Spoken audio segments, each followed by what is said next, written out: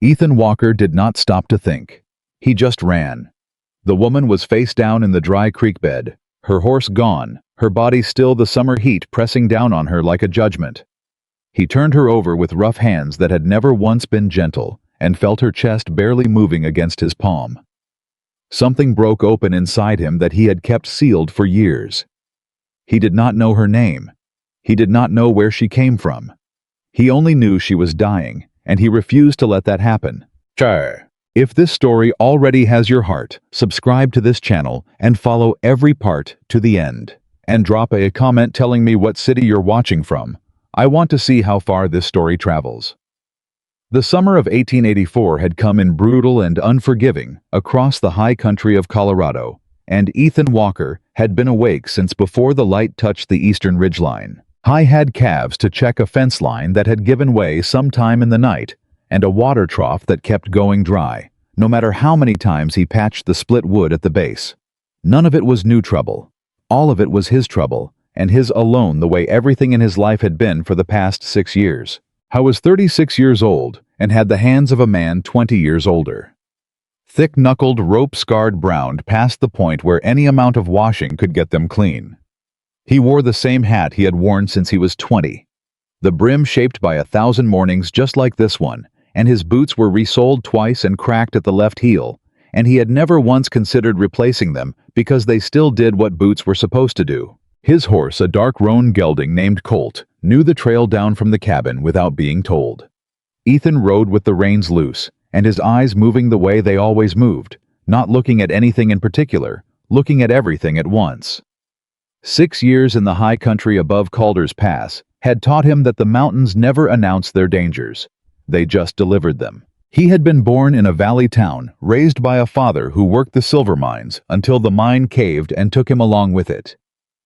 Ethan had been 19 then, old enough to understand what was lost, young enough to still believe he could outrun grief if he moved fast enough and worked hard enough and stayed far enough away from people who expected things from him. He had married once. Her name was Nora. She was good and steady, and she laughed at things he never thought to laugh at, and she made the cabin feel like something worth coming home to. Then the fever came through the valley in the summer of 1878, and it took her in 4 days, and took their unborn child with her, and after that Ethan Walker stopped believing that good things were built to last. He was not a man who talked about any of that. He was a man who checked fence lines before sunrise and came back at dark and sat on his porch without a lamp and listened to the mountain go quiet. The cattle were fine. The fence line took him an hour to reset with wire and a mallet and his own weight braced against a post that didn't want to hold. He was riding back along the lower trail, the one that curved through a stretch of dry creek bed where the water only ran during snowmelt, when Colt stopped. Not slowed. Stopped. Planted all 4 feet and refused to move. Ethan had ridden Colt long enough to know the difference between stubborn and spooked. This was neither. This was the horse telling him something. He stood in the stirrups and looked ahead. The creek bed curved sharply 30 yards out, cutting behind a stand of scrub oak that had gone dusty and half dead in the heat. He could see something on the far side of it. A shape that didn't belong. Dark fabric against pale, dry earth. He swung down from the saddle and went on foot. She was face down when he reached her. Dress torn at the shoulder, one boot missing hair loose and spread in the dirt around her like something dropped and forgotten. Her left arm was bent wrong at the elbow, and even from 2 steps away, he could see the shallow rise and fall of her breathing. Alive. Barely. Ethan knelt and put 2 fingers to the side of her throat and felt the pulse thin, fast, unsteady as a candle in wind. He turned her over as carefully as a man with his hands could manage, and she made a sound low in her throat. Not a word, just pain finding a way out. Her face was young, 20-something, pale under the sun damage on her cheeks and the dried blood at her temple where she'd struck something when she fell. Her dress was the kind that cost more than he made in a season dark blue, fitted with buttons he didn't know the name of. There was a ring on her right hand with a stone in it, the color of still water. He did not let himself think about any of that. He stripped off his outer shirt and wrapped it around her bare arm, the one with the boot missing. Then he lifted her all of her dead weight and unanswering and carried her back to where Colt stood, waiting with the patience of a well-trained animal. Getting her up across the saddle alone was harder than he made it look. He managed. He walked Colt all the way back up to the cabin, keeping one hand on her the whole way, feeling for the pulse in her wrist every 100 yards without thinking about why he was doing it. I had her on the cot inside, and a fire built up. Not for warmth, the summer didn't need it, but for light, and to boil water before she opened her eyes the first time. She looked at the ceiling. Then she looked at him. She did not scream. He had half expected screaming. Where she started. Mountain cabin, he said. Calder's Pass north side. You were in the creek bed off the lower trail. She tried to sit up. Don't, he said. Not unkindly, just flat. A fact. She stopped, looked at her arm wrapped in his shirt, looked at her hands, looked at the ceiling again. My horse, she said. Gone. I didn't find a horse. She closed her eyes. He watched her breathe through whatever that cost her the news, the pain both at once, and she didn't make a sound doing it. My arm, she said. Bent wrong at the elbow. Might be broken, might be dislocated. I'm not a doctor. Can you? No, he said. I can't set a break and I won't guess at one. There's a town physician in Calder's Pass. That's 8 miles down. You're not traveling 8 miles in the next few hours. She opened her eyes again and looked at him directly for the first time. Who are you? She said. Ethan Walker. She held his gaze for a moment. He watched her take inventory of him the way people did the worn clothes, the scarred hands, the cabin that told its own story about the kind of life he lived. I'm Clara Whitmore, she said. The name meant nothing to him. He had a pot of water heating and a strip of clean cloth he'd cut from an old shirt, and he was more concerned with the wound at her temple than with her family name. All right, he said. Clara Whitmore. Do you know how you fell?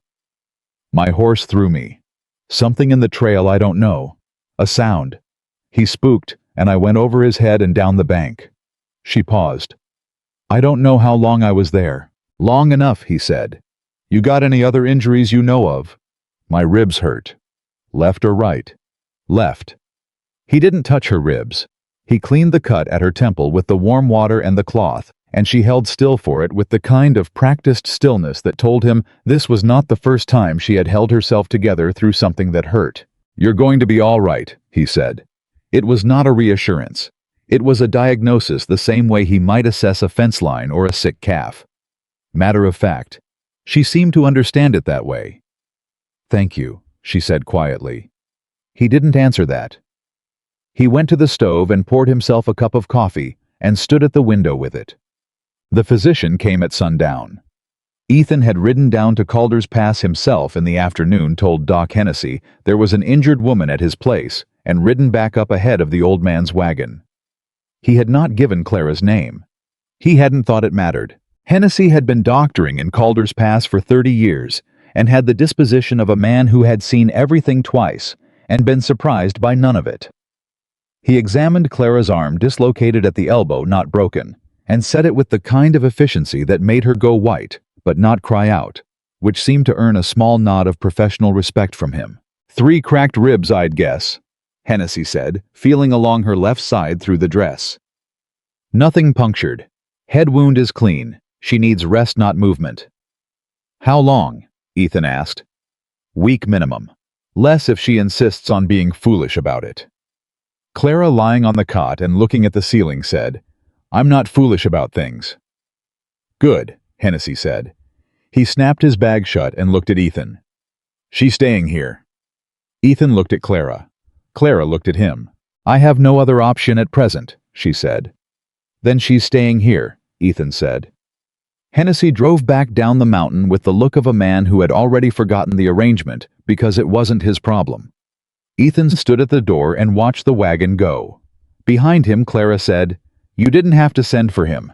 I know that required you to ride down and back. I know what it required, he said. I'm just saying. You needed a doctor. I got one. He turned back in from the door. It's not complicated. She was quiet for a moment. Then she said, Most people would have left me there.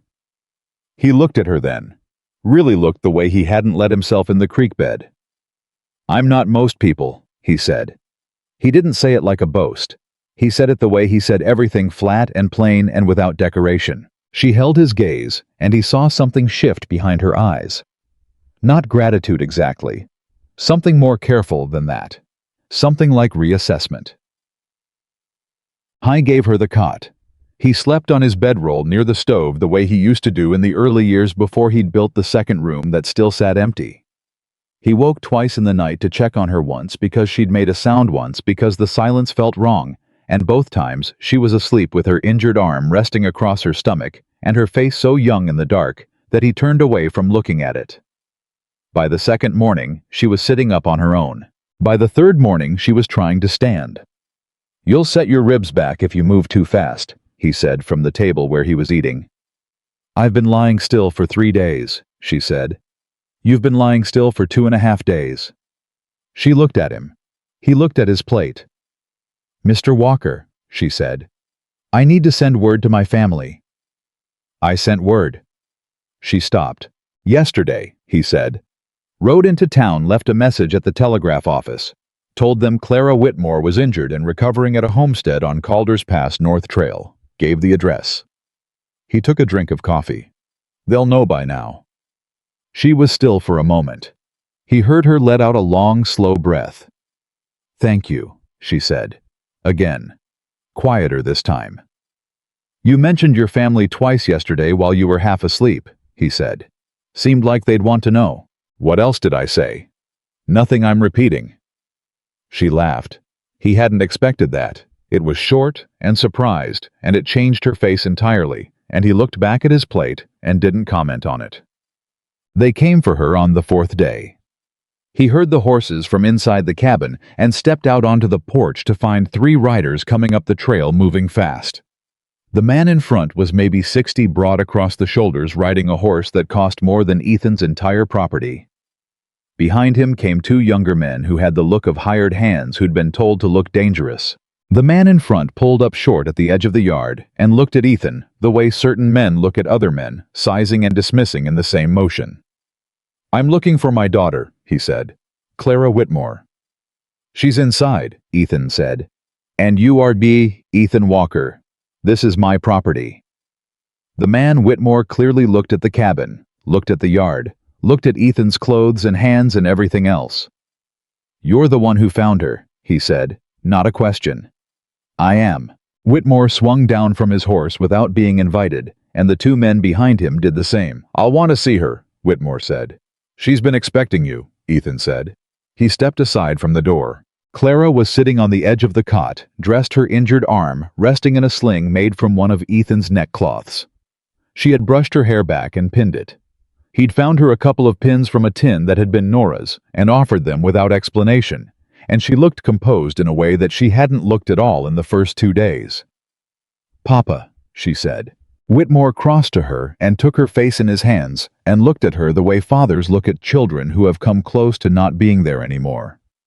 "You're all right," he said. "I'm all right," she said. He stepped back and looked around the cabin with a different kind of assessment. Ethan watched him take inventory, the same way Clara had the worn furniture, the simple stove, the shelves of canned goods and tools, and the absence of anything that looked like comfort. "Mr. Walker," Whitmore said, turning. His voice had a different register now, the voice of a man who was accustomed to transactions. "I owe you a debt. Name your price." Ethan was leaning against the doorframe with his arms crossed. "I don't have a price," he said. Whitmore's eyes narrowed slightly. "Every man has a price, son. I'm not your son," Ethan said. Flat, even. "And I didn't pull her out of that creek bed because I expected payment. She was in trouble. I helped. That's the beginning and the end of it." The 2 hired men exchanged a look behind Whitmore's shoulder. Whitmore himself stood very still. "You're serious," Whitmore said. "I generally am," Ethan said. Clara was watching from the cot, and Ethan didn't look at her, but he felt her attention the same way you feel sunlight shift. Whitmore reached into his coat and produced a fold of bills that would have been a full season's earnings for a man in Ethan's position. He set it on the table between them. "For your trouble," he said. Ethan didn't look at the money. "Pick that up," he said, "and take it back the way it came." Mr. Walker, Mr. Whitmore. Ethan uncrossed his arms and let them hang at his sides. Not a threat, just an ending. Your daughter needed help, and I helped her. I've fed her and made sure she had doctoring and kept the place decent enough for her to rest in. I don't want your money. I want you to take her home carefully, because she's got cracked ribs and a dislocated arm that's only been set 4 days, and the trail down is rougher than it looks. He paused. That's all I want. The room was very quiet. Whitmore picked up the money. He didn't say anything else. He nodded once, short and stiff, and turned to Clara. Ready to travel, he said. Yes, Clara said. She stood slowly. Ethan moved to the door to give her room to pass, and she stopped in front of him and looked up at him directly. Thank you, Mr. Walker, she said, for all of it. Take care of that arm, he said. She held his gaze for one more moment. Then she walked out the door, and Whitmore followed, and the 2 hired men followed after that, and Ethan stood on his porch and watched them ride back down the mountain without moving until they were out of sight. Then he went inside and cleared the cot and went back to work. I thought that would be the end of it. He was wrong. The first sign of trouble came 3 days later when Ethan rode into Calder's Pass for supplies. The feed store was run by a man named Garvey, who had known Ethan for most of 6 years and liked him approximately as much as Garvey liked anyone, which was not very. But Garvey had always been consistent about it. He sold Ethan what he needed, kept the exchange to the minimum necessary, and that was the arrangement. That morning, Garvey looked at Ethan sideways when he came in. Ethan put his order on the counter. Garvey filled it slowly with the energy of a man building up to something. Heard you had the Whitmore girl up at your place, Garvey finally said. She was injured, Ethan said. I brought her in until she could travel. For 4 days, Garvey said. Ethan looked at him. What are you saying, Garvey? Garvey did not look back. I'm saying what people are saying. Then say it plain. Garvey sacked the last of the order and pushed it across the counter. People are saying a man with nothing to offer doesn't go out of his way to nurse the richest girl in the territory for 4 days out of the goodness of his heart. People are saying there's ambition in that kind of charity. Ethan paid for his supplies. He picked up the sack. People, he said, can say whatever fills their time. He walked out. But the thing about Calder's Pass was that it was small, and it was slow, and gossip moved through it like water through cracked ground, finding every gap, filling every space. By the time he came back for supplies the following week, it had gotten worse. A woman he'd never spoken to crossed the street to avoid walking near him. 2 men outside the barber stopped talking when he passed and watched him go with the particular silence that isn't silence at all. He went about his business and said nothing. But it was building. He could feel it the way you feel weather before it arrives. The man who started it, really started it with purpose and direction, was Harrison Cole. Ethan had seen Cole around the territory over the years, without ever needing to know much about him. The son of a Denver banking family down in Calder's Pass, with money to invest, and the manner of a man who had never once been told no, and had organized his entire personality around that fact. 38 years old, well-dressed, pleasant to speak to, in the way a man can be pleasant when the pleasantness costs him nothing. He had been. Ethan learned from the general store owner's wife, who talked freely and without filter, engaged in negotiations with the Whitmore family for some time. Not formally, but the kind of negotiations that happen when one wealthy family believes another wealthy family's daughter would be a useful addition.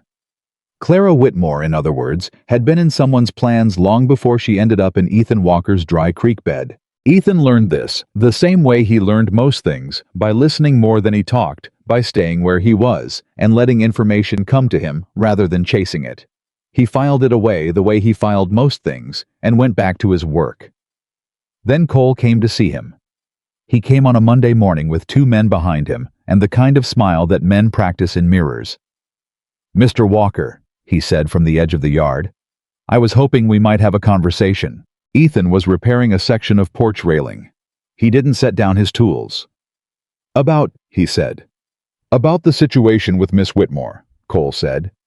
He swung down from his horse uninvited again and walked partway across the yard with his hands in his pockets. I understand you did a decent thing helping her out, and I want you to know that those of us who care about her well-being are grateful. Ethan drove a nail. But I think you can understand, Cole continued, that your involvement, your continued association with her and her family creates a certain difficulty. I don't have an association, Ethan said. Well, that's the thing. Cole stopped walking and stood with the comfortable stillness of a man who believes he is about to explain something to someone who hasn't understood it yet. The story's going around, about your time alone with her. 4 days in a mountain cabin, a man in your circumstances and a woman in hers. That kind of thing creates questions. Questions that affect her reputation. Questions that affect her family's standing. Her arm was dislocated, Ethan said. Her ribs were cracked. I got her a doctor and kept her still until she could travel. I know that, Cole said pleasantly. And you know that. But people, Ethan said, driving another nail, keep coming up in conversations about me lately. Cole's pleasant expression shifted slightly. Just slightly. The way a surface shifts when something underneath it moves. Mr. Walker, he said. I'm going to be direct with you. I'd appreciate it. You're a poor man. You have nothing to offer a woman like Clara Whitmore. No land, no prospects, no standing in this community. You helped her in a moment of crisis, and that was a decent act. But if you were to pursue any further contact, if the rumors were to have any substance, you would damage her reputation, humiliate her family, and ultimately harm the only person in this situation who doesn't deserve harm. He paused. Do you understand what I'm saying to you? Ethan set down his hammer. He turned and looked at Harrison Cole for the first time since the man had ridden into his yard. I understand exactly what you're saying, he said. You're saying that a man without money has no right to the dignity of being treated honestly. You're saying that because I'm poor, the decent thing I did becomes something suspicious. You're saying that who I am and what I have in my pocket are the same thing. He took a step off the porch, and Cole, to his credit, didn't move back. And I'm saying to you that I have no interest in Miss Whitmore beyond wishing her a full recovery. I never did. But I'll also tell you this. I won't be told what I deserve by a man who rode up to my property uninvited to explain my limitations to me. Cole held his gaze. I'm trying to be civil, Cole said. So am I, Ethan said. This is me being civil. I'd like you to leave. Cole studied him for a long moment. Then he smiled, a different smile than the one he'd arrived with, something smaller and colder underneath it. Fair enough, he said. Good day, Mr. Walker. He rode back down the mountain with his 2 men behind him, and Ethan watched them go, the same way he'd watched the Whitmores go, standing still on his porch until they were out of sight. Then he went back inside and sat down at the table and poured himself a cup of coffee that had gone cold while he wasn't paying attention. I was not a man who frightened easily. He had lived on this mountain long enough to know that the things that came for you in the night were usually things you'd seen in the daylight first. He had seen Harrison Cole now. He filed that away too. The letter came on a Thursday. It was written in a neat hand on paper that cost more than his dinner, sealed with wax, the color of dried blood. Mr. Walker, I have been told of the conversation Mr. Cole had with you on Monday, and I want you to know that I was not aware it was going to happen, and I do not approve of it. I owe you a more honest communication than the one you received. What you did for me was not a small thing. I know you have heard otherwise from a number of people in Calder's Pass, and I am sorry for that. You did not deserve to be thanked with suspicion. I am well. My arm is healing. My wrists still remind me of the fall when I breathed too quickly, but the doctor says another 2 weeks should set things right. I did not write this letter to cause you further trouble. I wrote it because I was raised to believe that people ought to be thanked properly, and I have not yet done that. Thank you, Mr. Walker. Properly. Clara Whitmore. He read it twice. Then he folded it carefully and put it in the tin box on the second shelf, the tin that held Nora's hairpins and his father's last letter and the deed to the property, and went out to check his fence line. He did not write back. He told himself there was nothing useful in writing back. But he kept the letter. Clara Whitmore was 26 years old and had never in her entire life been allowed to be wrong about anything out loud. She had been raised in the kind of wealth that carried its own set of rules. Rules about what to say and what to leave unsaid, about which feelings were acceptable and which ones were to be managed quietly in the privacy of one's own room, about what a woman of her position owed to her family name and her family's future. Her father was not a cruel man. She had always understood that. He was a man of his era, shaped by a belief that the world worked the way it worked, and that fighting the current was a waste of energy better spent navigating it. Her mother had died when Clara was 11. What was left behind was a father who loved her with the particular fierceness of a man who has only one thing left to lose, and who expressed that love primarily through the management of her circumstances. She had grown up knowing that she would be married strategically, that her value to the family was not only personal but economic, that the man she married would need to be someone who consolidated rather than diluted what the Whitmore name had built. Harrison Cole was not a bad man either. That was the difficulty. She had met worse. She had met worse in drawing rooms and at dinner tables and at the kind of events where men like Harrison Cole moved through the world with the confidence of people who had never once been told that what they wanted might not be what they were going to get. He was handsome. He was educated. He was charming in company. He spoke to her with a kind of practiced attention that she recognized because she had been taught the same skill, how to make someone feel seen without actually seeing them. And the thing about Harrison Cole, the thing that sat in her chest like a stone she couldn't dissolve, was that he had never once asked her what she wanted. Not in the year of careful conversations and attended events and quiet negotiations between families. Not once. She had been lying in a mountain cabin with a dislocated arm and cracked ribs, fading in and out of consciousness, when a man she had never met had knelt beside her in the dirt and done the opposite. He hadn't asked her anything at all in that first moment. But everything he did, the care with which he moved her, the cloth he wrapped around her bare arm, the fact that he had ridden 8 miles and back to bring a doctor.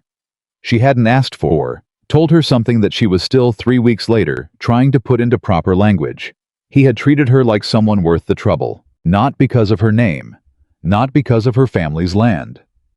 Despite her unconscious state and her torn dress and her ruined hair and her utter inability to offer him anything in return, she had written him the letter because it was the right thing to do. She had kept thinking about it afterward because she was beginning to understand that the right thing and the easy thing were nothing like the same. The town meeting was called on a Friday evening. Ethan heard about it from a ranch hand named Delbert, who rode up to return a borrowed tool and mentioned it in the same breath as the weather and the price of feed. The way people mentioned things they thought you already knew. "Cole's calling it," Delbert said. "About the water rights. They want to reroute the upper stream." Ethan went still. The upper stream ran through a wedge of land at the top of Calder's Pass that fed water to 6 properties below it, including his. It was old land predating the town charter, with water rights attached that had been established and documented when the territory was first settled. "Whose stream?" he said. "Cole's claiming it runs through Whitmore land before it hits yours," Delbert said. "Says the rights belong to whoever owns the source, not the channel. That's not what the territorial charter says." Delbert shrugged in the way of a man who knows what's right and has already decided not to fight about it. "I'm just telling you what I heard." Ethan went to the meeting. The town hall in Calder's Pass was a single room with wooden benches and a platform at the front where the town commissioner sat when he was present, which was not often. That Friday evening, Harrison Cole stood at the front of the room with a map he'd had drawn up and a lawyer he'd brought down from Denver and the quiet authority of a man who has already decided what the outcome of the meeting is going to be.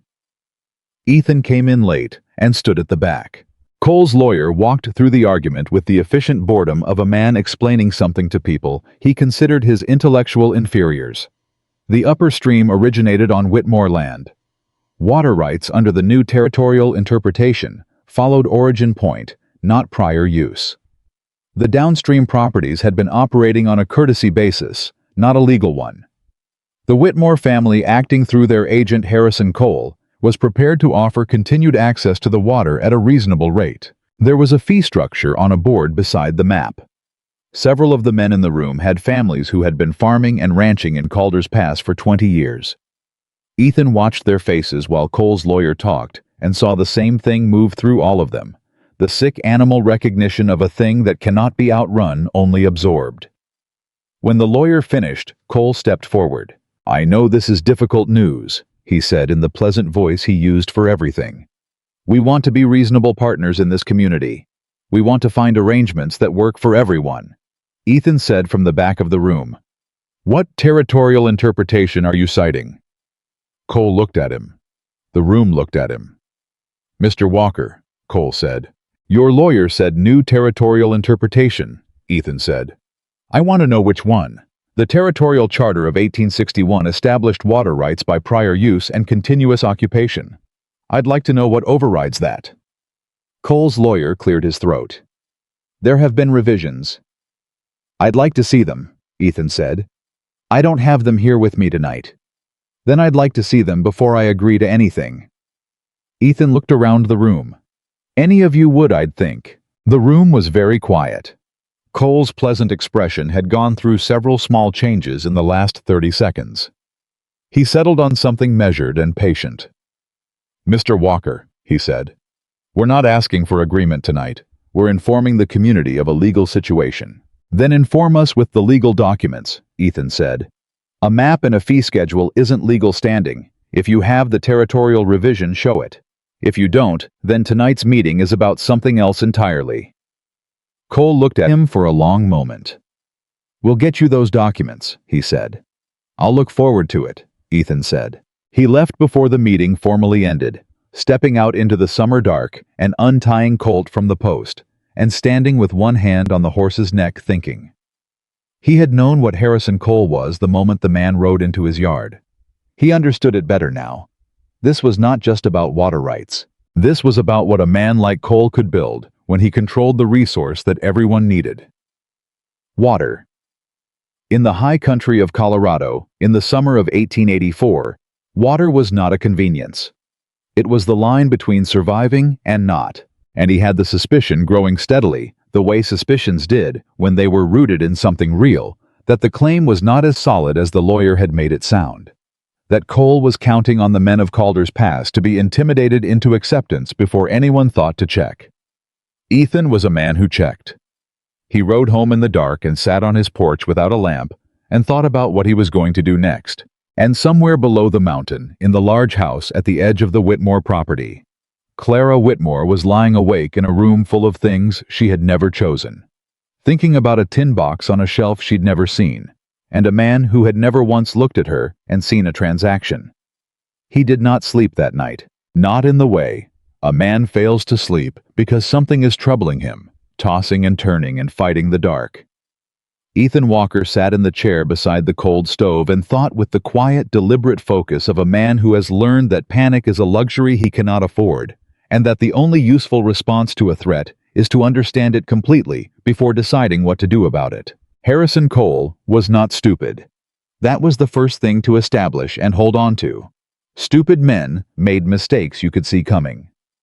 Cole had arrived in Calder's Pass with a lawyer, a map, a fee structure, and a room full of people he had already calculated would be too frightened or too tired to push back.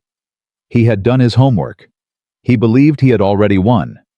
The question was whether he was right. Ethan got up before the light and pulled down every paper he owned that related to the property. The deed. The original filing with the Territorial Land Office. The water access document that had come with the property when he'd bought it from an old trapper named Gideon Cross in 1878, just months before Nora died. He spread them on the table and read every word of each one slowly, the way you read something when you know the meaning matters more than the speed. The water access was documented. Prior use continuous occupation established claim. It was not ambiguous language. It was the plain language of a territorial government that had wanted people to settle the high country and had made the terms clear enough that people would actually come. What Cole's lawyer had called a new territorial interpretation was either something that had come through very recently enough that Ethan hadn't heard of it, which was possible, or it was an invention. A bluff dressed in legal clothes presented to a room of people at 8 o'clock on a Friday evening when they were tired and worried and unlikely to go home and pull out their own documents. He needed to know which one. There was a man in Calder's Pass named August Reeves who had been a land office clerk in Denver for 15 years before his wife decided she wanted to live somewhere quieter, and he'd followed her the way men follow women they intend to keep. He ran the hardware store now and talked too much about everything, which made him exactly the kind of person that Ethan Walker usually kept at a comfortable distance. But August Reeves knew territorial law the way other men knew their own reflection, and that made him at 7 o'clock on a Saturday morning the most useful person within 30 miles. Ethan rode down the mountain before the heat got serious. August was opening the hardware store when he arrived, flipping the sign in the window with the mechanical cheerfulness of a man who genuinely enjoyed his mornings. He saw Ethan coming down the street and read something in the way he was riding, not fast, but purposeful, that straightened his expression. "Ethan," he said, "you look like a man who spent the night thinking." "I need to ask you something about water rights," Ethan said. August unlocked the door and waved him in. "Then I need coffee first. Come on." Inside, while August worked the small stove in the back room, Ethan laid out what had happened at the meeting. The map, the lawyer, the fee structure, the claim about new territorial interpretation overriding prior use. August listened without interrupting, which was unusual for him. When Ethan finished, he poured 2 cups and handed one over and sat on the edge of his work table. "New territorial interpretation," he said slowly. "That's what the lawyer said." "What was the lawyer's name?" "Trescott, brought down from Denver." August nodded. "I know Trescott. He's good at what he does, which is making uncertain things sound certain." He drank his coffee. "There has been discussion at the territorial level about water source rights. That's true. There's been a push from some of the larger land interests to shift the legal framework. But discussion isn't law. Nothing has passed. Nothing has changed on the books since 1861. Ethan looked at him. "He lied," Ethan said, not with anger, the same flat way he said everything. "He implied something that wasn't accurate," August said carefully, "which is a thing lawyers do that technically isn't lying, but produces the same result." He set down his cup. "Your water rights are solid, Ethan. If Cole takes this to the territorial court, he loses. But..." He paused. "He may know that, and he may be counting on nobody bothering to get that far. Because it costs money to fight it in court," Ethan said. "And time," August said. "And men who are already stretched thin don't have either." Ethan stood up. "Thank you, August," he said. "What are you going to do?" "Talk to the other landowners," Ethan said. "The ones downstream from me." "That's 6 families," August said. "I know how many it is." August studied him for a moment. "Cole's not going to like that." "No," Ethan agreed. "He's not." He finished his coffee and walked back out into the morning. He spent the rest of that Saturday riding from property to property, along the lower trail, stopping at each gate, asking to speak to whoever was home. Most of them had been at the meeting. All of them had the same look, the look of people who had been carrying something heavy for a few days and hadn't decided yet whether to set it down or fall under it. He told them what August had told him, plainly, without drama. He showed them his own documents and explained what the language meant and what it didn't mean, and he watched the same thing happen in each kitchen and each yard, the slow loosening of a knot that had been pulled tight by fear. I was not a man who spoke easily or often, but when he did speak, people tended to listen because there was nothing in his voice that suggested he was trying to get something from them. He was just telling them what was true. By the end of the day, he had spoken to all 6 families. 5 of them agreed to hold on signing anything Cole put in front of them until they'd had the water rights question looked at properly. The 6th, old Beaumont, who was 73 and had been in declining health since winter, shook his head and said he was too tired for fighting and he'd pay whatever they asked. Ethan didn't argue with him. He rode home in the low gold light of late afternoon, an unsaddled colt, and stood in the yard for a long moment, feeling the particular exhaustion of a day that had been almost entirely made of conversation. Then he saw the horse tied at his fence. It was a good horse. A woman's horse by the saddle. Brown and quiet, cropping grass at the edge of his yard, with the patience of an animal that knew how to wait. Clara Whitmore was sitting on his porch steps. She stood when she heard Colt's hooves on the dry ground, and she turned, and Ethan looked at her, the way you look at something you weren't expecting to find in a place where it didn't belong. Her arm was still in a sling lighter than the one he'd improvised, a proper cloth one now, and she was wearing a riding dress and no jewelry, and her hair pinned back in the practical way it had been during her last days in the cabin. Not the formal arrangement she'd been wearing when her father came to collect her. "Miss Whitmore," he said. "Mr. Walker," she said, and then quickly, before he could say anything else, "I know I should have written first. I know this is—" She stopped, pressed her lips together briefly. "I heard about the meeting, about the water rights." He swung down from the saddle. "How did you hear?" "Our housekeeper's husband was there." She watched him tie Colt to the post. "She told me what Harrison said, what his lawyer said, about your water rights." "Then you know about as much as I do," he said. "I know more than that," she said. Something in her voice made him stop moving. He looked at her. "My father's property files," she said. "I looked through them this morning. The stream that runs through our land, the upper section of it, was never registered by my family as a water source claim. Ever. The only water rights on that property are access rights for cattle, not origin ownership. Harrison is using our land to make a legal argument that our own documents don't support." Ethan was quiet for a moment. "Your father knows this," he said. Something moved across her face. "I don't think Harrison told my father the full extent of what he was claiming." "Or your father knows and allowed it," Ethan said. Her jaw tightened. "I don't know," she said. Honest, difficult. "I don't know which one it is." He looked at her. She met his gaze without flinching, even though whatever she was feeling right now was visible in every line of her face. Not weakness. He understood, but the particular honesty of someone who has decided that composure is not worth the price today. "Why are you here?" he said. "Because you helped me when you didn't have to," she said. "And now someone is using my family's name to take something from you. And I thought—" She stopped again. Started again, more direct. "I thought you deserved to know what's in those files. And I thought I should be the one to tell you." He looked at her for a long moment. "Come inside," he said. She sat at his table, the same table her father had stood across from him, at where Cole had laid his pleasant threats, and she told him everything she'd found. The property files went back to her grandfather's time, 1847, when the Whitmore land had been homesteaded before Colorado was even a territory. Every water claim was documented.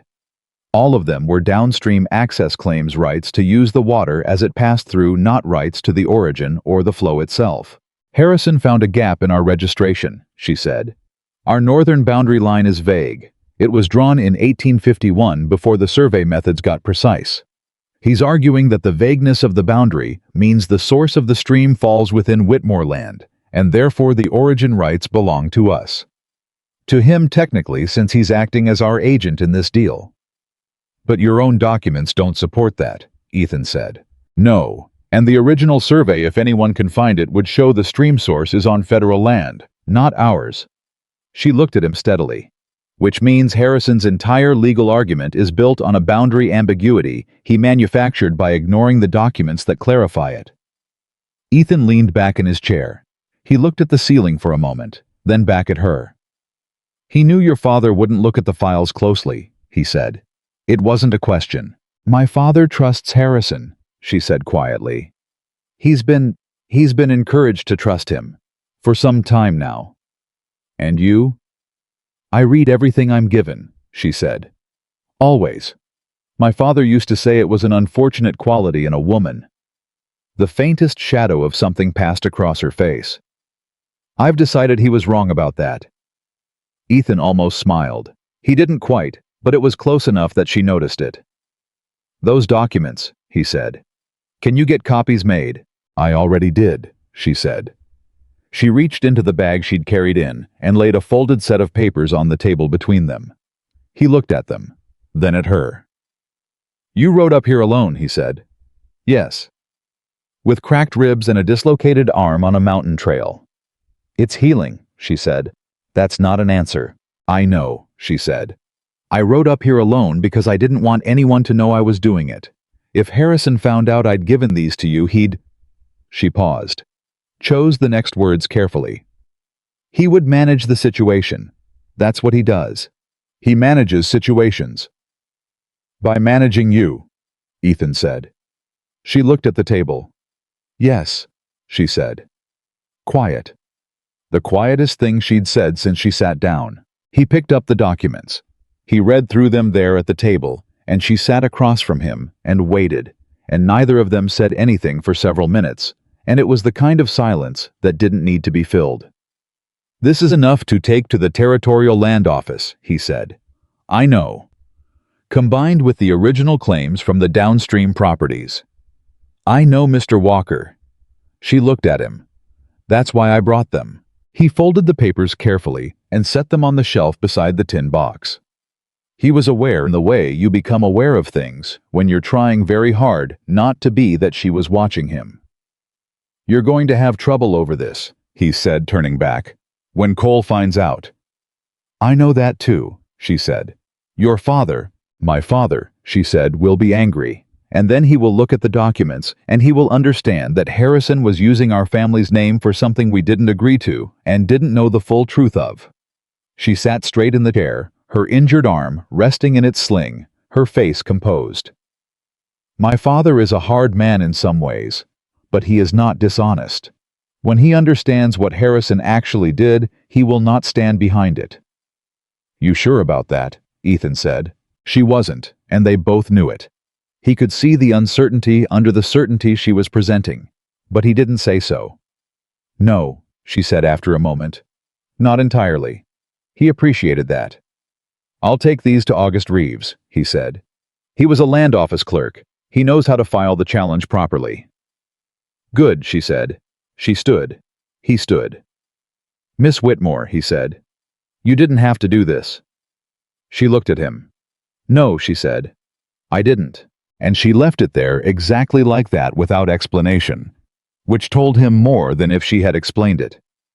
He walked out to help her onto her horse, and she didn't argue against the help for once, and he watched her ride back down the mountain trail in the late afternoon heat, thinking that he had been wrong 3 days ago when he'd thought the letter would be the end of it.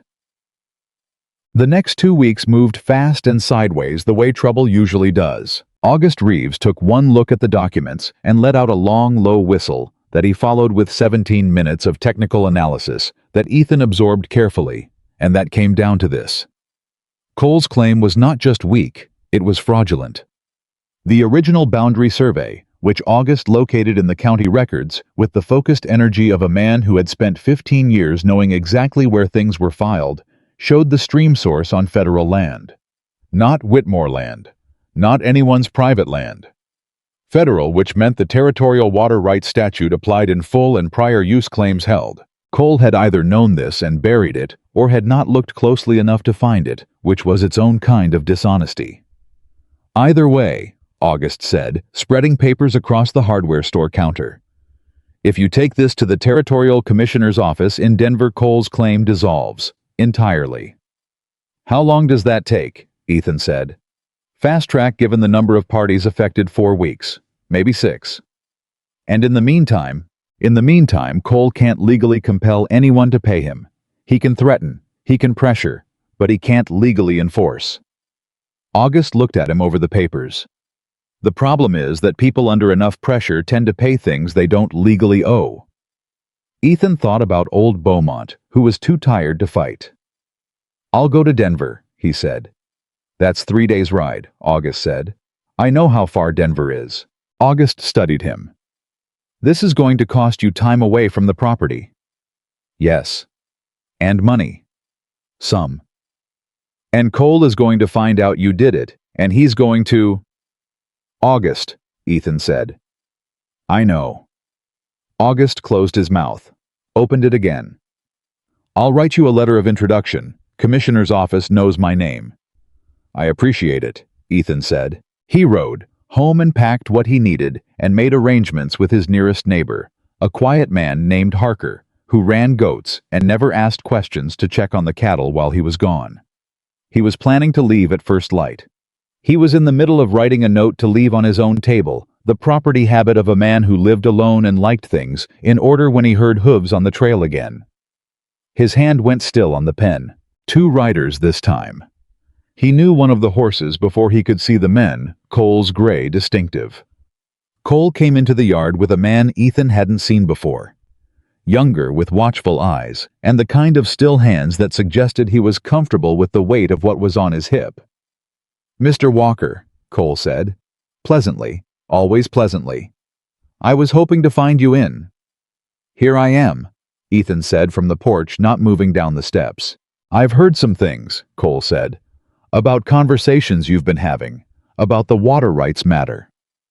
"I talked to my neighbors," Ethan said. "They're my neighbors. That's not unusual." "I've also heard," Cole said, the pleasantness thinning the way ice thins when the weight on it gets serious, "that someone has been going through the Whitmore family's property documents." Ethan said nothing. "Sharing information from those documents," Cole said, "with third parties. That would be a matter between the Whitmore family and whoever they chose to share their own documents with," Ethan said. Cole looked at him. "You know what I think, Mr. Walker? I expect you're going to tell me. I think you're a man who made a decent gesture and let it go to his head." Cole's voice had dropped the pleasantness entirely now, like a coat he'd decided wasn't worth the weight. "You pulled a woman out of a ditch. That was good.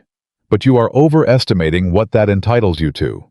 You are a poor cowboy on a small piece of land in the mountains.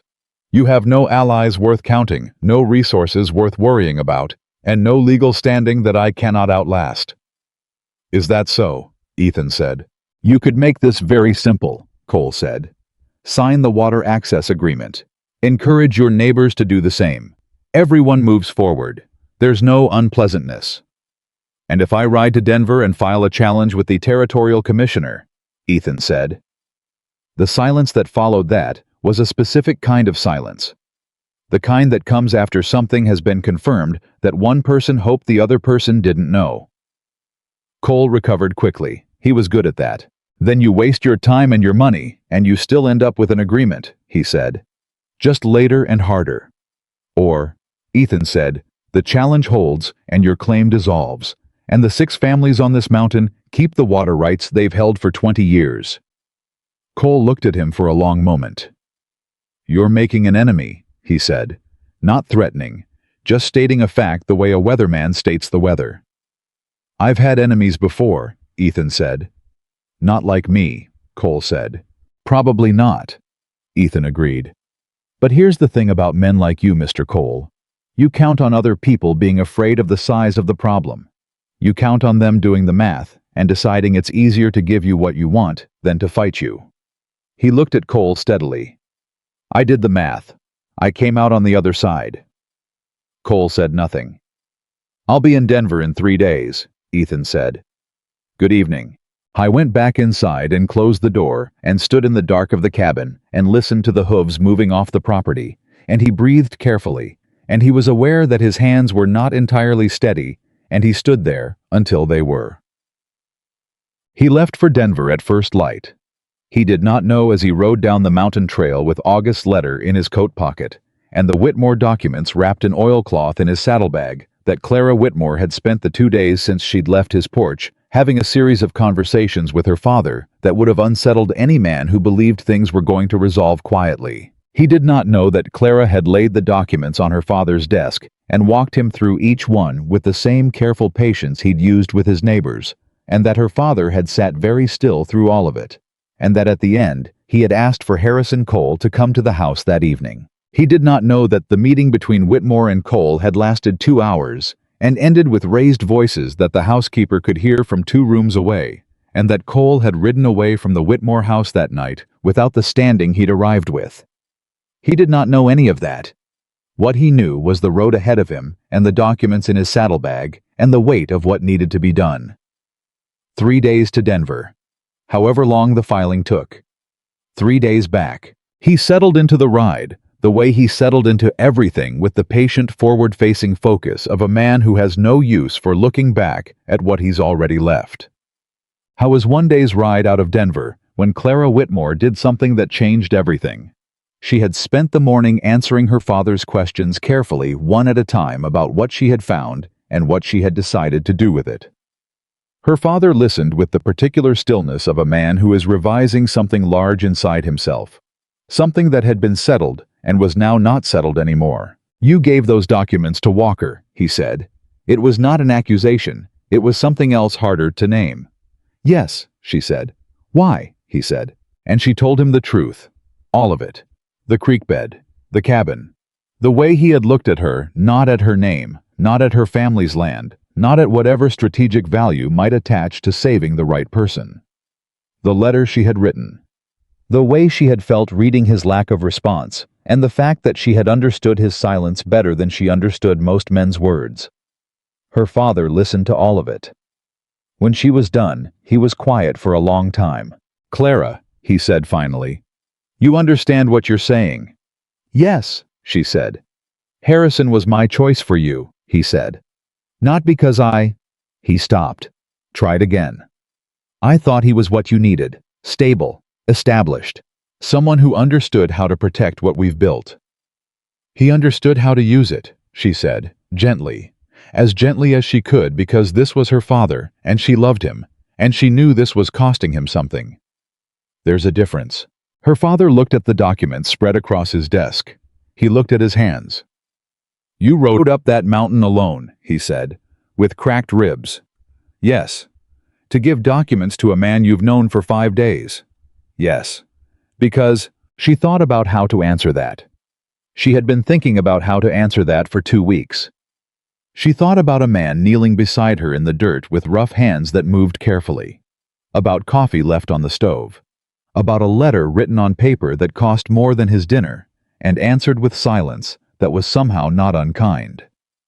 About a room full of frightened neighbors being told what was true without anyone asking them to be grateful for it. "Because he's honest," she said. "And because honest is rarer than I thought it was." Her father looked at her.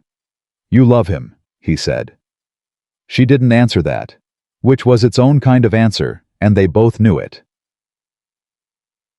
Ethan filed the challenge with the Territorial Commissioner's office on a Wednesday morning in Denver, and it took 4 hours and 3 different clerks and a conversation with a deputy commissioner who turned out to know August Reeves personally, and at the end of it, he had a receipt of filing and a date stamp and a case number that meant the water rights of 6 families in Calder's Pass were now officially a matter of territorial record. He stood on the street outside the commissioner's building in the Denver heat and felt the specific exhaustion that comes after a thing you have been holding in your body for 2 weeks finally has somewhere to go. He bought a meal at a counter diner and ate it without tasting it and started making arrangements to head back north. He was at the stable saddling Colt for the return trip when a telegraph boy found him. "Mr. Walker, Ethan Walker." He took the paper. It was from August Reeves. Short. The way August was never short about anything, which meant he had made himself be brief because the content was urgent. "Cole has made a move on Beaumont's property. Old man signed under pressure. Claims he can extend from there. Come back quick. Not just water anymore." Ethan read it twice. Then he folded it into his coat pocket beside the filing receipt and swung up onto Colt. The ride back was 2 days faster than the ride out because he pushed harder, and Colt, who was a good horse and knew when to match his rider's urgency, matched it without complaint. He came back into Calder's Pass on a Friday evening tired and trail-dusted and thinking 4 steps ahead, and the first person he saw when he rode down the main street was Clara Whitmore. She was coming out of the general store. She had her arm out of the sling, still careful with it, still holding it slightly close to her body, and she had a parcel under her other arm, and she stopped when she saw him, and for a moment neither of them did anything. Then she said across the distance, "Did you file it?" "Filed," he said. Something moved across her face that she didn't entirely hide. Relief and something else below it. "Cole moved on Beaumont," she said. "I know. August telegraphed me." "My father cut ties with Harrison," she said. 2 days ago, formally, in writing. He looked at her. "Your father did that," he said. "He did?" she said. With some encouragement. From me. He held her gaze. The street was not empty.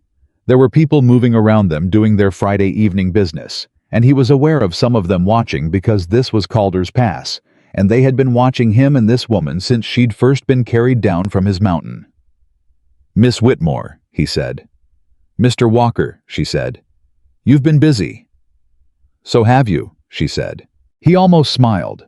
He caught it the way he usually did.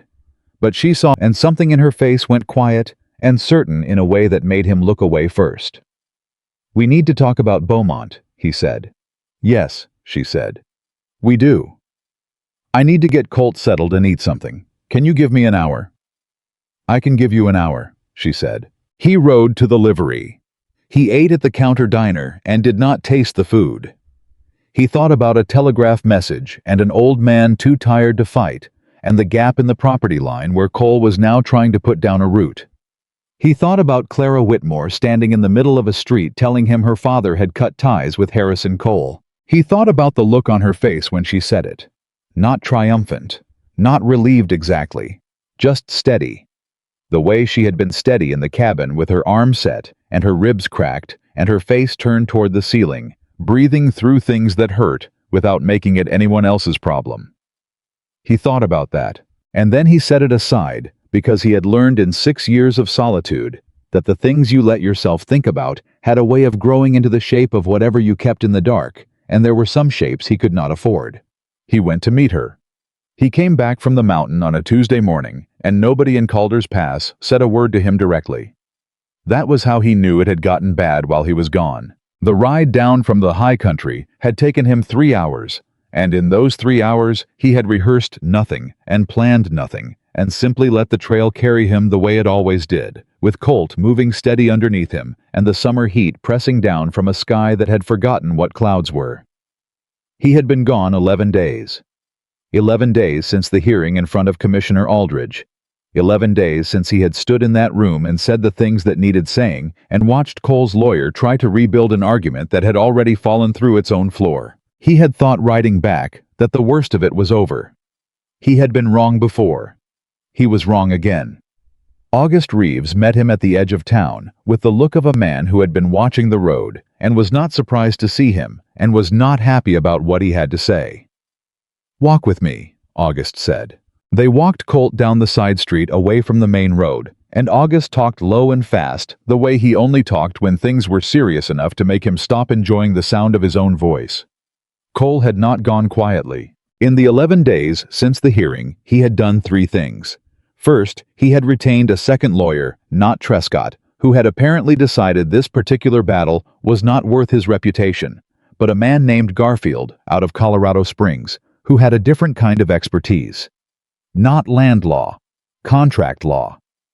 Second, he had called in a personal favor from a territorial assemblyman named Pruitt, who owed Cole's family money going back to his father's time, and Pruitt had sent a letter to Commissioner Aldridge suggesting that the original filing might benefit from additional review.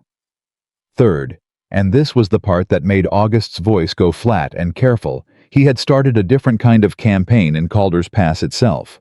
Not legal, personal. "What kind of personal?" Ethan said. "The kind that uses what people already half believe and makes it into something they'll repeat as fact," August said. "He's been saying you falsified the documents, that the copies Clara gave you were altered before you filed them." Ethan stopped walking. "He's saying I committed fraud," he said. "He's implying it," August said. "Carefully, to the right people, men who sit on the county board, men who have reason to want Cole to succeed with his water scheme, men who will carry the story without putting their names to it." Ethan was quiet for a moment. "And the Whitmore documents," he said. "The originals." August looked at him. "That's the other thing. Cole's lawyer sent a letter to Whitmore 2 days ago demanding the original files be turned over as evidence in a potential fraud investigation, claiming they're material to a legal matter. Can he do that? He can demand it. Whether Whitmore complies is another question." Ethan thought about that. About Clara, who had ridden up a mountain with cracked ribs to bring him documents that could now be used against her if her father handed them over to the wrong person. "Where's Clara now?" he said. "At the house," August said. "Her father has had lawyers of his own in since Monday. He paused. "It's not calm over there." Ethan tied Colt at August's post and went inside the hardware store and stood at the window for a moment, thinking with the quiet, focused effort of a man who is trying to see several moves ahead on a board that keeps changing shape. Cole was scared. That was the thing to hold on to. A man who was winning did not start a fraud campaign. He did not call in political favors and hire a second lawyer and spend 11 days fighting something he'd already lost in front of a commissioner. He did all of that because he knew the legal ground was gone, and he was trying to find a different kind of ground. Murkier ground. The kind where truth was harder to establish because it was competing with enough noise to confuse people who weren't paying close attention, and the fraud claim that was specifically designed for one person. Not the commissioner, not the court. Ethan Walker. Because a fraud accusation against a poor mountain cowboy in a territory where people already believed that men without money had hidden motivations was the kind of thing that could follow a man for years without ever being proven or disproven. It would just sit there in the minds of everyone who heard it, making every honest thing he'd done look like it might have been something else. He understood what Cole was doing. He needed to move before Cole finished doing it. "I need to see Clara," he said. August looked at him steadily. "That might make things worse." "Things are already worse," Ethan said. "I need to see her." He did not ride to the Whitmore house.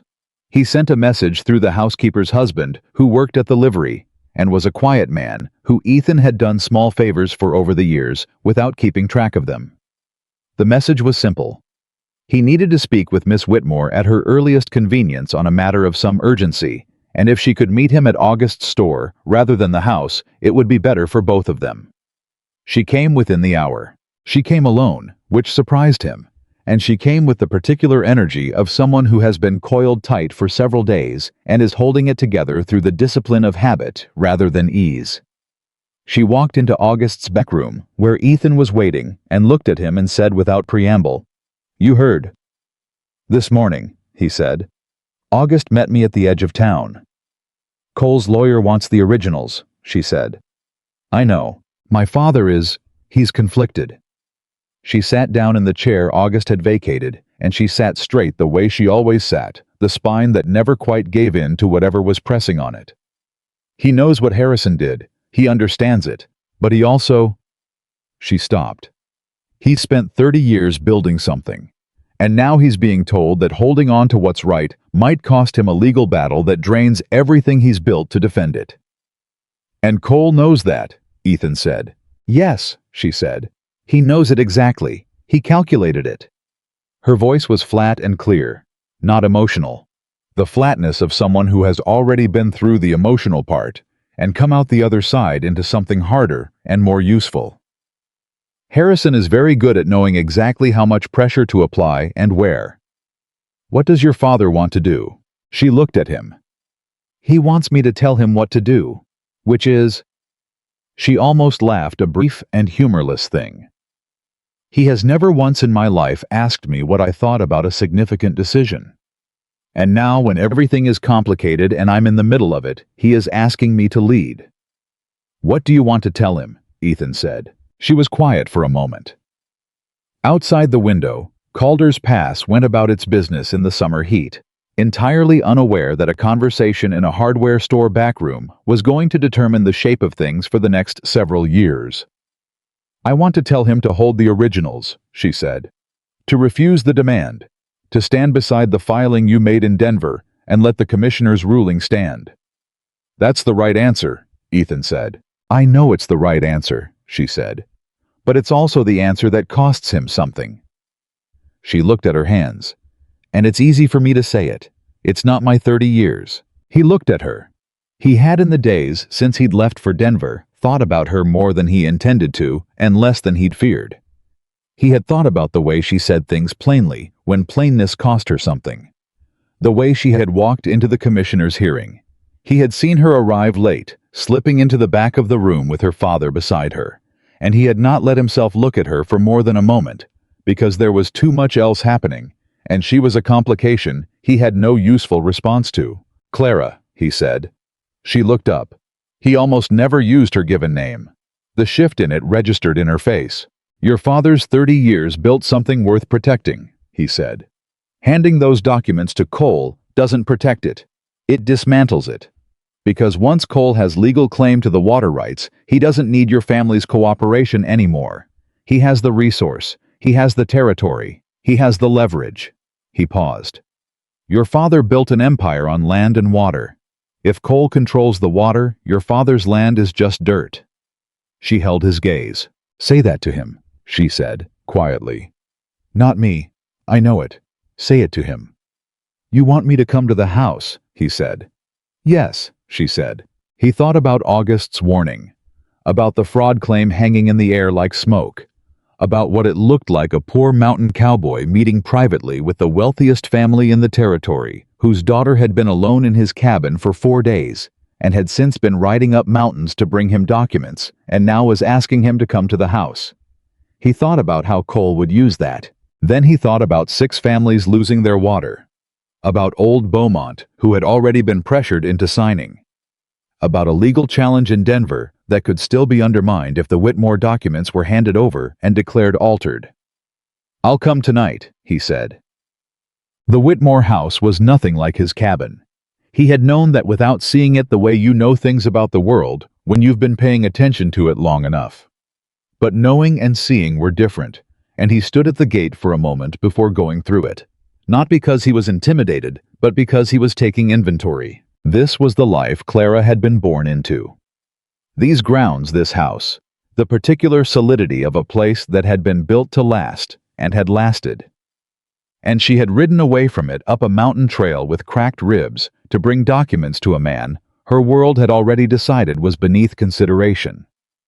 He had tried not to think about what that meant. He thought about it anyway. Thomas Whitmore met him in the front room. He was standing when Ethan came in, which told Ethan something about how the man had prepared himself for this conversation. A man who sits is a man at ease, or a man performing ease. A man who stands is a man who has not yet decided what he thinks. "Mr. Walker," Whitmore said. "Mr. Whitmore," Ethan said. He held his hat in both hands. Not deference, just habit. Clara was there too, sitting to the side, and she did not speak, and he did not look at her, because this conversation needed to be between the two men, and she understood that the same way she understood most things instinctively without being told. "You filed the challenge in Denver," Whitmore said. "I did. Using documents from my property files." "Using documents your daughter provided," Ethan said. "Voluntarily, because they demonstrated that the legal claim being made in your family's name was not supported by your own records." Whitmore looked at him. "You understand what Cole is now claiming about those documents?" "I understand what he's implying," Ethan said. "He's implying I altered them, which I didn't, which your own originals will confirm the moment anyone with credentials and no prior interest looks at them side by side. And if I turn the originals over to Cole's lawyer, then Cole's lawyer controls when and how they're examined," Ethan said. "And by whom, and what the findings are called." He paused, kept his voice level. "Mr. Whitmore, I'm not going to tell you what to do with your own property files, but I'll tell you what I know. The challenge is filed. The commissioner's ruling is on record. What Cole is doing right now is not a legal strategy. It's a delay strategy. He's trying to muddy the water long enough that your neighbors on this mountain give up and pay him because they're exhausted." Whitmore was quiet.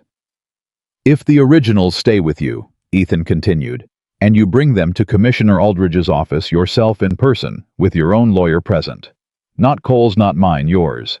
Then there's no gap for Cole to manufacture a story in. The documents speak for themselves. Your family's name is cleared, and the water rights stand." Whitmore looked at him for a long moment. "You've thought about this carefully," he said. "I've had several days of hard writing to think," Ethan said. Something shifted in Whitmore's face.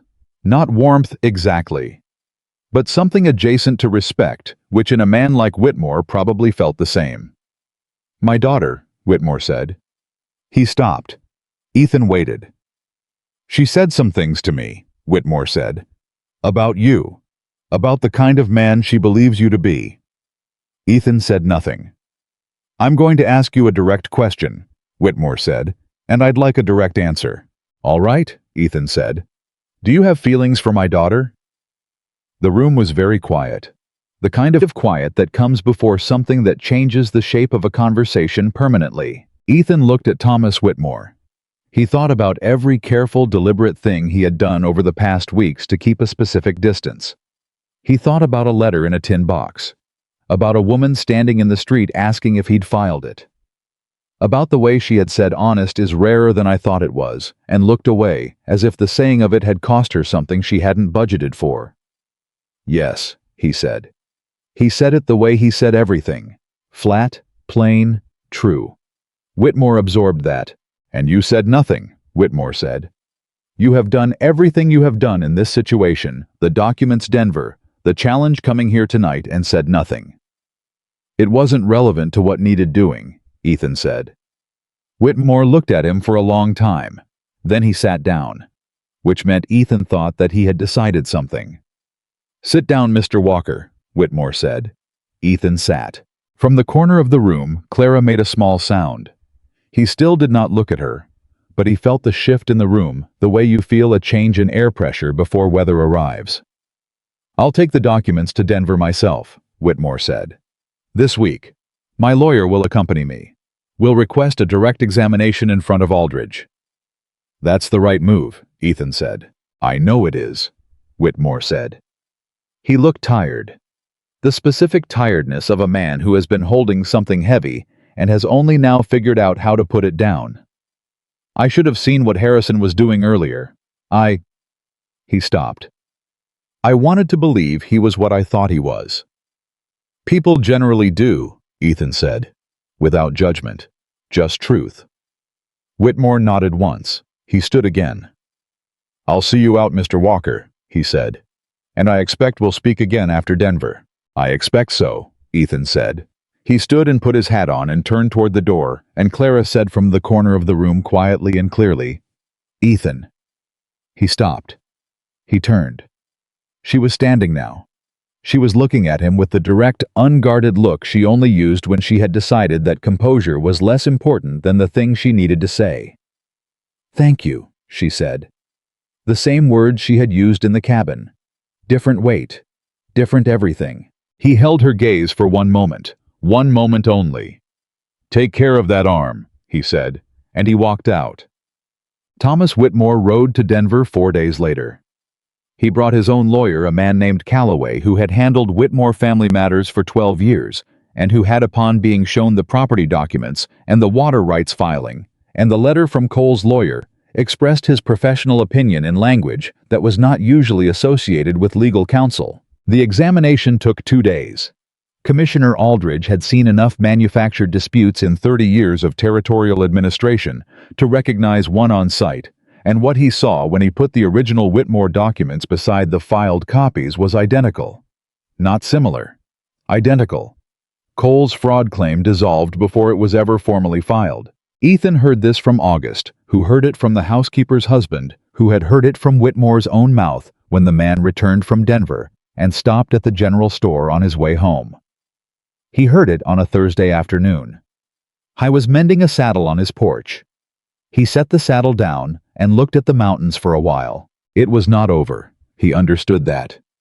Cole still had the assemblyman's pressure and the second lawyer and Beaumont's signed agreement, which would have to be unwound separately.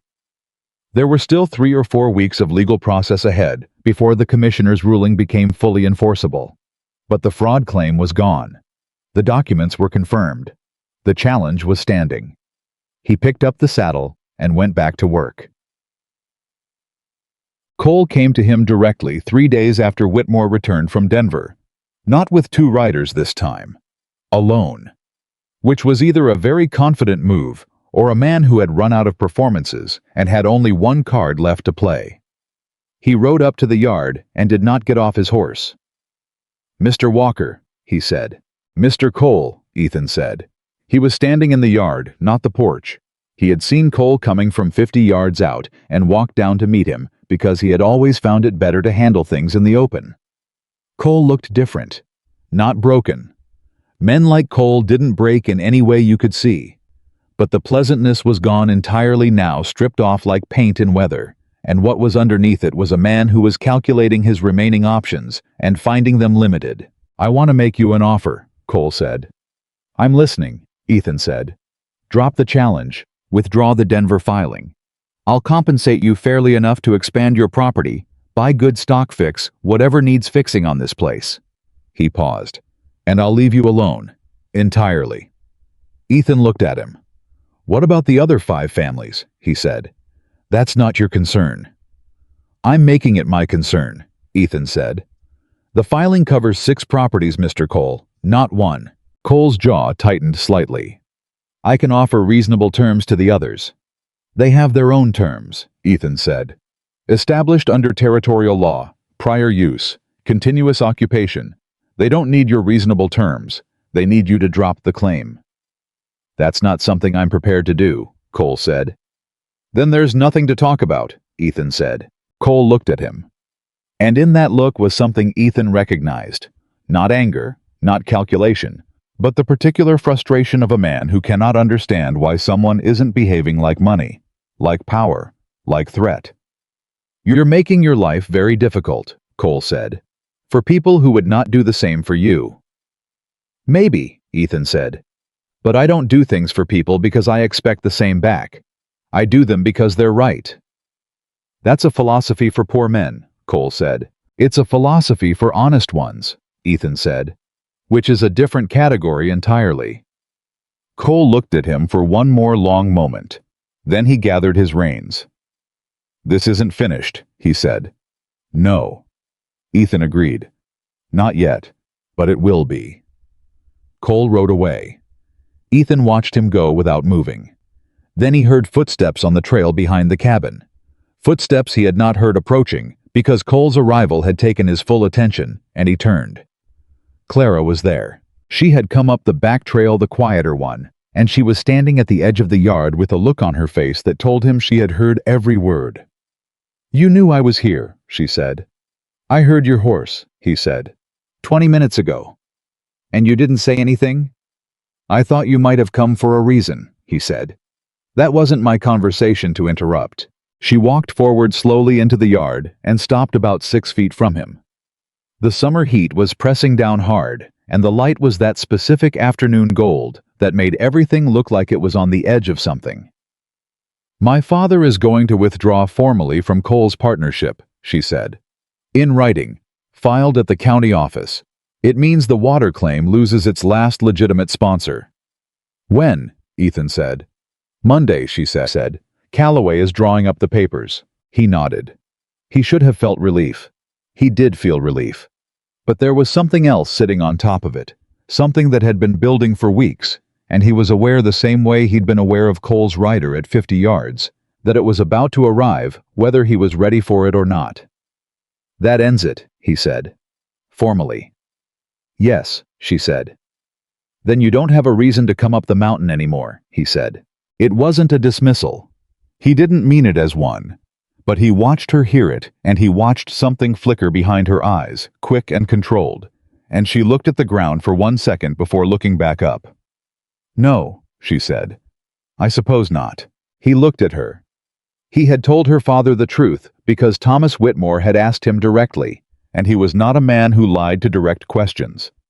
But saying a thing to a father and saying it to the person herself were 2 different things in a way he had not fully calculated. "Clara," he said. "Ethan," she said. And the fact that she used his name, first name, no title, felt like a door opening. "I said something to your father," he said. "When he asked me directly." "I know," she said. "He told me." "Then you know what I said?" "Yes," she said. "I know what you said." He looked at her. 6 feet of summer air between them and 11 weeks of things. Neither of them had said clearly, and the mountains behind her going gold in the afternoon light, and Colt somewhere near the fence, watching them both with the disinterested patience of a horse who had seen his rider do harder things than this. "I'm not going to tell you it makes sense," he said. "I know what I have and what I don't have. I know the difference between your life and mine." "I know the difference too," she said. "I'm not offering you anything that looks like what you grew up in," he said. "I know that," she said. "And I'm not asking you to." "Ethan." Her voice stopped him, firm, not unkind, just certain in the way she was certain when she'd decided something. "I rode up a mountain with cracked ribs. I went through my father's files at 7 in the morning. I stood in the back of a government hearing room in Denver for 2 hours. She paused. "What do you think I was doing?" He was quiet. "I know what you are," she said. "I knew it the first day I opened my eyes in that cabin, and you were standing at the window with a cup of coffee, looking at the mountain like it owed you something." Something shifted in her voice. Not softer, deeper.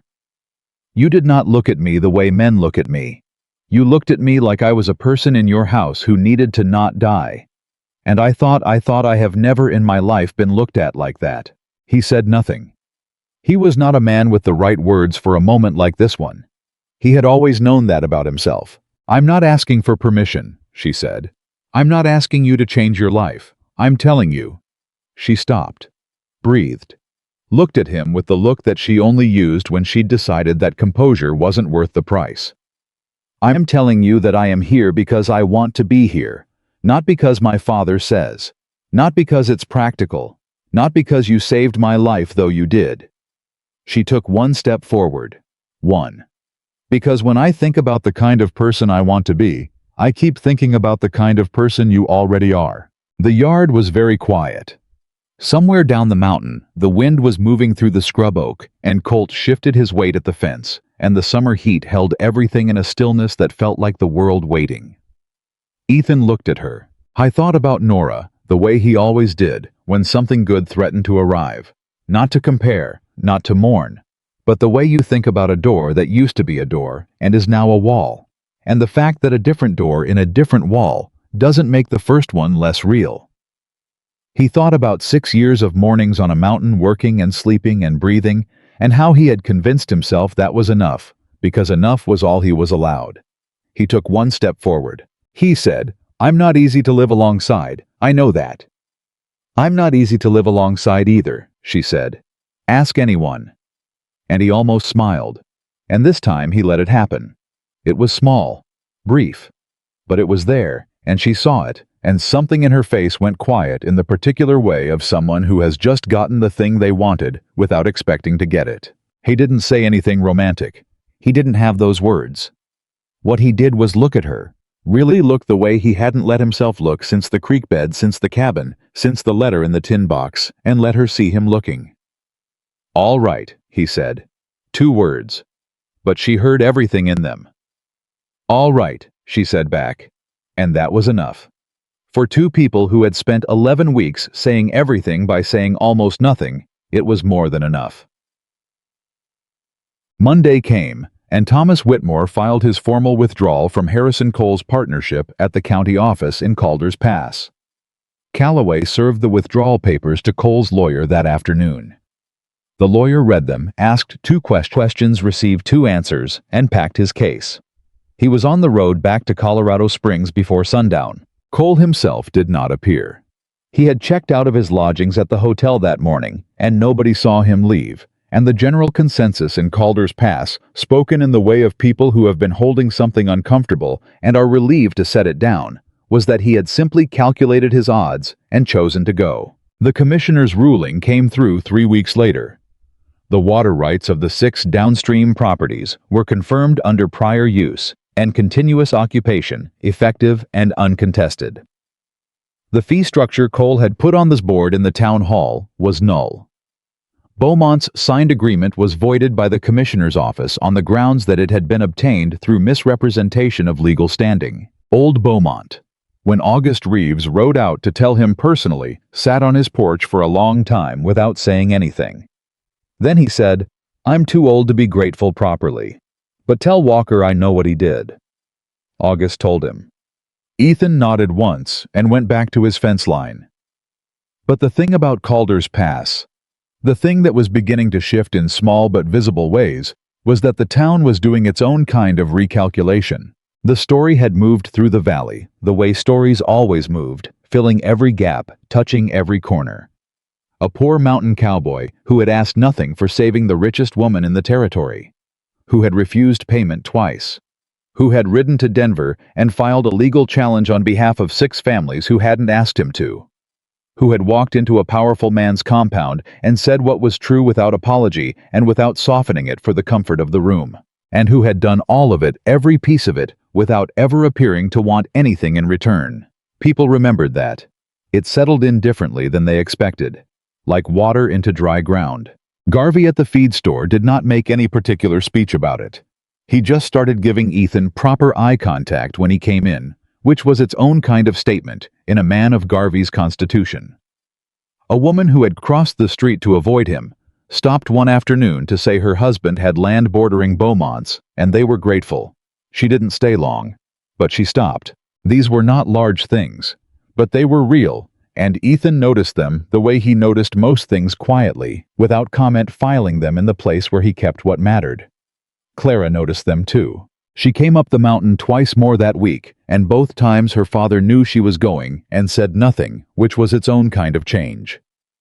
The second time she brought a book she'd thought he might like, a collection of territorial survey records with historical notes, and she was right, he did like it, and they sat on his porch in the late afternoon talking about Colorado history, with the easy naturalness of 2 people who have discovered they are interested in the same things and are still slightly surprised by it. He walked her to her horse when she left. At the gate, she turned. "My father asked me something," she said. "What did he ask?" "He asked if you had intentions." She looked at him steadily. "Official ones." Ethan looked at her.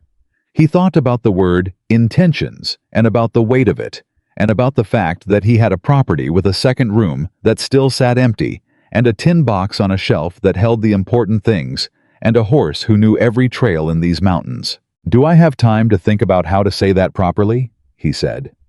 She looked at him for a moment. Then she did something he hadn't heard in 11 weeks. She laughed.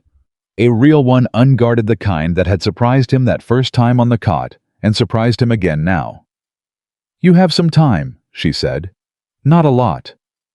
"Noted," he said. She rode away down the mountain, and he stood at the gate until she was out of sight, and then he stood there a little longer, because standing there a little longer had become a habit, and habits in his experience were usually trying to tell you something. He thought about it for 4 days, not because he was uncertain. He had not been uncertain since the afternoon in the yard when she had told him what she was doing on a mountain with cracked ribs, and he had looked at her and said all right, and meant more by it than he'd said. He was certain. He had been certain for longer than he was comfortable admitting even to himself. I thought about it because he was a man who did not do things halfway, and saying what he intended to say to Thomas Whitmore was not a thing he was going to do halfway. He wanted to know what he was walking into that house with, not just the feeling, the shape of it, what he was offering and what he was asking, and whether those 2 things were honest enough to say out loud. What he was offering was not large by any standard the Whitmore family had been measuring against. He had the property, 40 acres on the north side of Calder's Pass, clear title, water rights confirmed. He had the cattle. He had the cabin, which needed a new roof on the second room, and had needed it for 2 years, because there had been no reason to fix a room nobody used. He had 6 years of knowing this mountain well enough to work it through any season, and the knowledge that the land would produce if you gave it what it needed and didn't expect more from it than it could give. What he was asking was something a man in his position had no obvious right to ask from a family in theirs. He knew that. He sat with it. He turned it over the way you turn a stone to see what's underneath. And what he kept coming back to was not the imbalance. It was her voice in the yard saying, "I am here because I want to be here." And the way she said it, not pleading, not performing, just stating a fact with the same flat certainty he used when he said true things about fence lines and territorial law. She was not a woman who said things she didn't mean. He had understood that about her in the first 48 hours, when she'd held still for a dislocated arm being set without making a sound, and then asked the right questions after. On the 4th day, he saddled Colt and rode down the mountain. Thomas Whitmore was in the yard when he arrived, which was either coincidence or the man had been expecting him, and Ethan suspected the latter. Whitmore watched him come through the gate and dismount and tie Colt without saying anything, and then he said, Mr. Walker, in the voice of a man who has already composed the room he's about to walk into. Mr. Whitmore, Ethan said. I'd like to speak with you. I thought you might, Whitmore said. Come inside. They sat in the same front room as before. Clara was not there, which meant Whitmore had arranged it that way, which meant the conversation Ethan had come to have was one the older man had already prepared himself for. Ethan held his hat in his hands. He did not look at the floor. He looked at Thomas Whitmore directly the way he looked at everything. I want to be honest with you, he said. I'd expect nothing else from you at this point, Whitmore said. I don't have what you'd consider a suitable position, Ethan said. I have land and cattle and a clear legal standing on this mountain.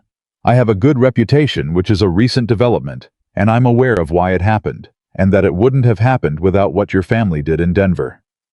He paused. I can't offer Clara the life she grew up in. I won't pretend otherwise, and I won't promise things I can't build. Whitmore looked at him steadily. What can you build? He said. Something solid, Ethan said. Something honest. Something that doesn't depend on who her father is or what my bank account says, because it'll be built on what we both put into it. He stopped. Then because he had decided honesty was the only currency he had in this room. I know she's thought about this carefully. She's not a woman who does anything without thinking it carefully. I trust her judgment. I'm asking you to trust it too. The room was very quiet. Whitmore looked at him for a long time. The kind of long time that in another man might have felt like power, but in Whitmore felt like something more honest. A man actually thinking, actually deciding, not performing consideration. My wife would have liked you, Whitmore said. Ethan waited. She was a practical woman, Whitmore continued. She cared very little about appearances, and a great deal about whether a man did what he said he would. He was quiet for a moment.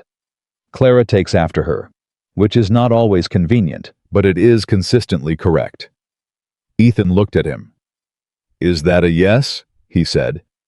Whitmore almost smiled. A small thing contained but there. It is not a no, he said.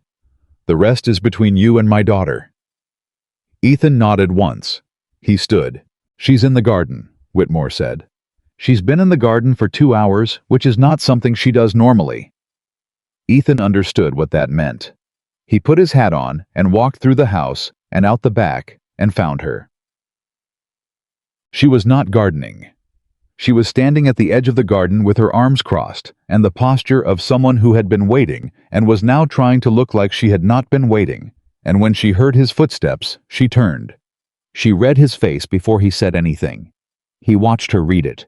He said yes, she said. He said it was not a no, Ethan said. She stared at him. I thought it was encouraging, Ethan said. She pressed her lips together. He could see her trying not to smile and losing the effort. Ethan Walker, she said. Did you come here to ask my father something? I did, he said. And now you're going to tell me what you told him.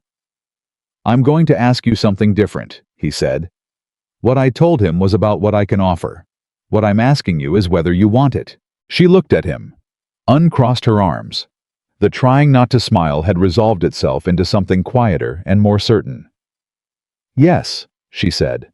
Flat, plain. The way he said true things. He looked at her. Then I'd like to do this properly, he said, when I have the ring situation sorted. I don't need a ring, she said. I know you don't need one, he said. I'd like to get you one anyway. She held his gaze. Something moved behind her eyes, the thing she usually kept managed and composed, the thing she had shown him in pieces since the creek bed, but all at once, now unguarded and clear. All right, she said. 2 words. The same 2 words he'd used in the yard. Her giving them back to him now with the same weight felt like something completing a circuit. I took 1 step forward and took her hand carefully. The one that had been injured, fully healed now, but still the one he reached for, and held it for a moment. And that was enough. For 2 people who had spent months saying everything by doing almost nothing, it was entirely enough. The trouble, when it came, arrived from the direction nobody had been watching. 3 weeks after Ethan's conversation with Thomas Whitmore. A letter arrived at the house from the territorial assemblyman named Pruitt. Not a personal letter. An official one on assembly letterhead addressed to Whitmore directly. Clara brought it to Ethan on the mountain the afternoon it arrived. He read it standing on his porch once through, then again slowly. Pruitt was reopening the question of the boundary survey. Not the water rights, those were confirmed, and he couldn't touch them, but the actual northern boundary line of the Whitmore property. The original 1851 survey that August had found in the county records and used to establish the stream source was, Pruitt claimed, potentially fraudulent. Executed by a surveyor who had subsequently been found to have accepted payments from competing land interests. The assembly was recommending a new survey be conducted. Until the new survey was completed, the northern boundary, and therefore the water claim question, should be considered unresolved. It was elegant. Ethan had to acknowledge it was elegant in the way that a trap well built is elegant in a cold and functionless way. Pruitt couldn't reverse the commissioner's ruling. He couldn't contest the documents. So he was attacking the foundation of the documents themselves, the survey that made them conclusive. If the 1851 survey was declared fraudulent, everything built on it went back into dispute. Cole, Clara said. Cole, Ethan agreed. He folded the letter. He's gone, she said. He left Calder's Pass 3 weeks ago. He left Calder's Pass, Ethan said. He didn't stop. She looked at him steadily. He could see her thinking the same things he was thinking, running the angles, counting the implications, and reaching the same conclusion.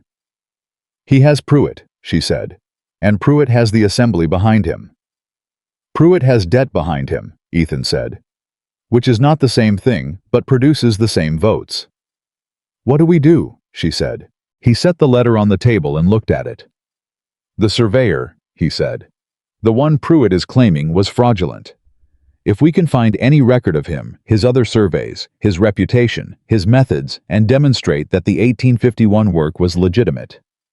That could take months, Clara said. Legal challenges, record searches. Yes, he said. And while it's in dispute, the families stay vulnerable, he said. I know. She sat down. He stayed standing. They both looked at the letter. There's another way, she said slowly. He looked at her. My father, she said.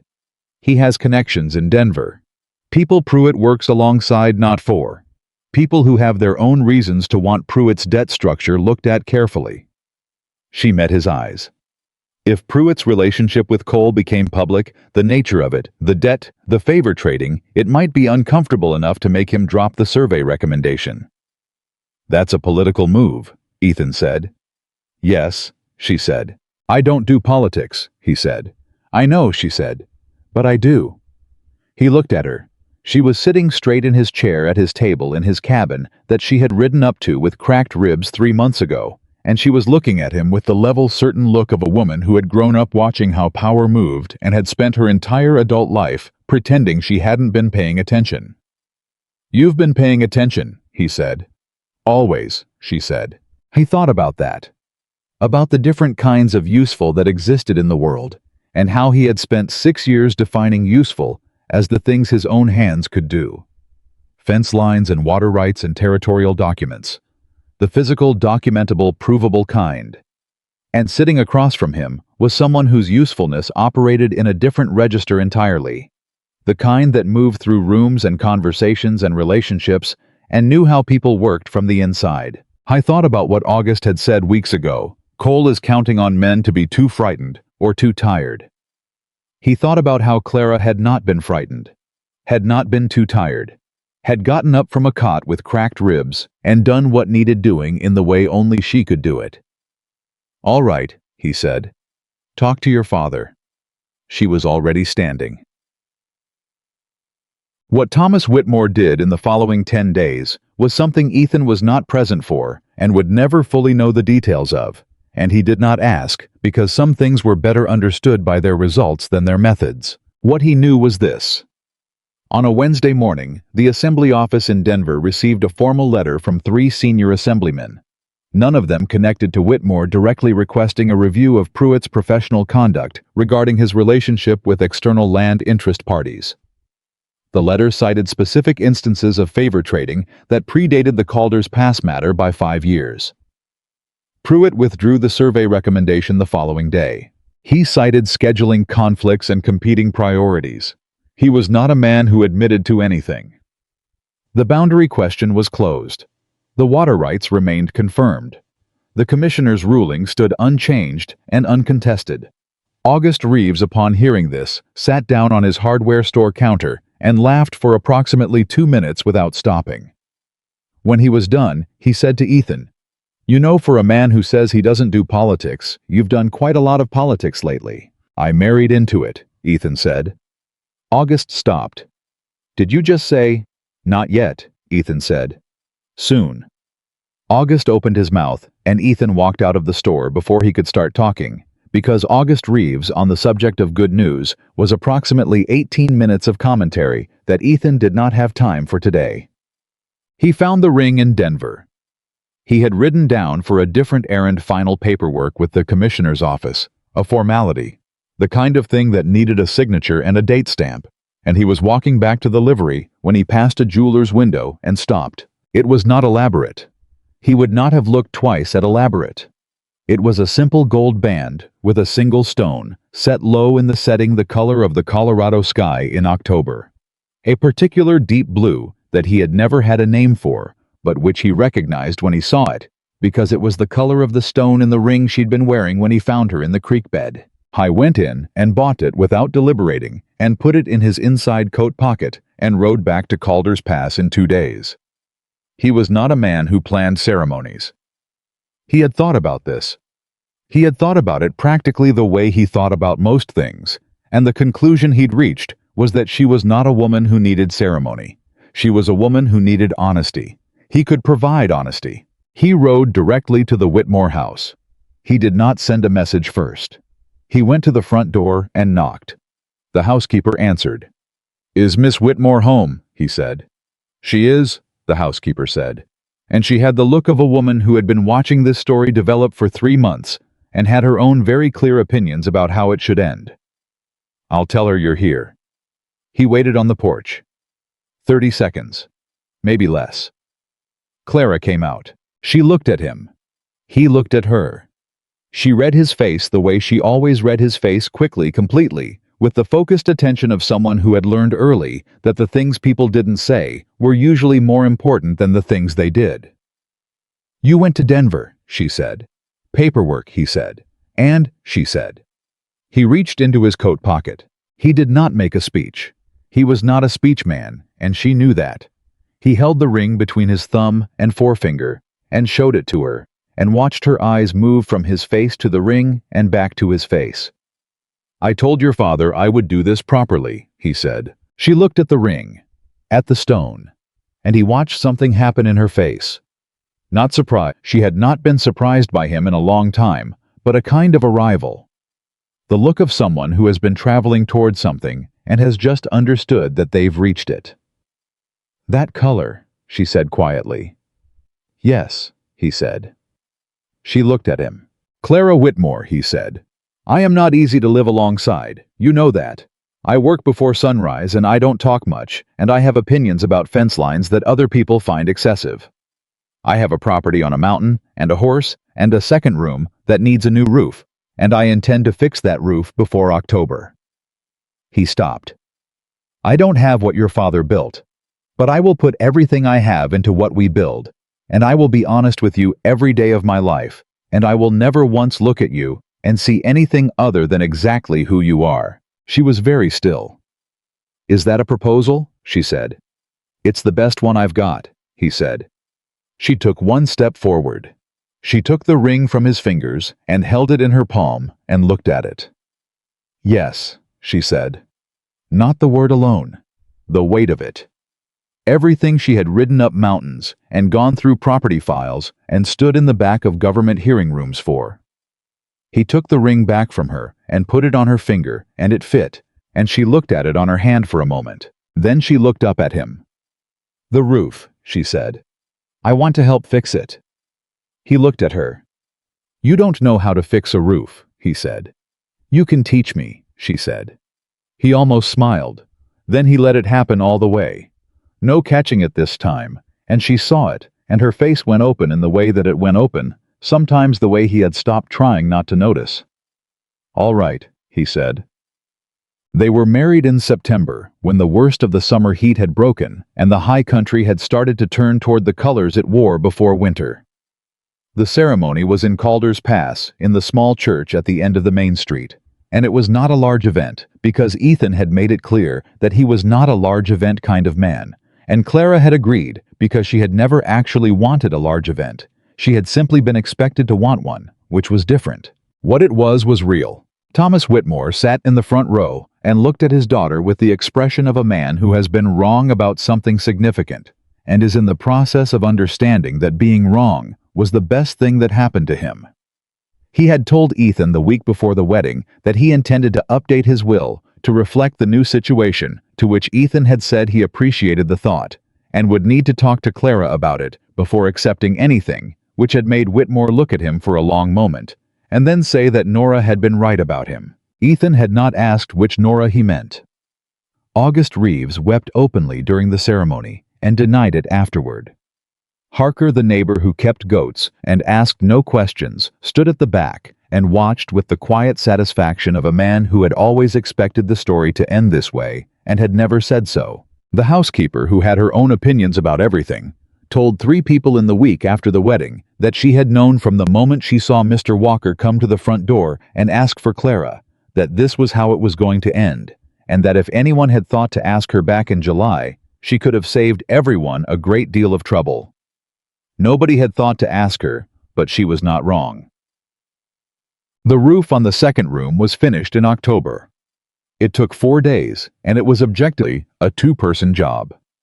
Ethan had known this, and had been planning to find a way to do it with 1 person, because that was how he'd done most things for 6 years, and Clara had ended that plan on the first morning by showing up in work clothes with her hair pinned back and her sleeves rolled, and an expression that made it clear she was not there to watch. She was not naturally skilled at roofing. She said so plainly, which he appreciated. But she was precise, and she was careful, and she learned fast, and by the 3rd day, she was working with the focused competence of someone who had discovered a new kind of capable in herself and was quietly delighted by it. On the 4th day, when the last section was set, and they were sitting on the edge of the roof, looking at the valley below them, and the mountains across, and the sky in the particular blue of a Colorado. "October morning," she said. "I didn't know I could do that." "I know," he said. "Does that bother you, that I didn't know?" He looked at her.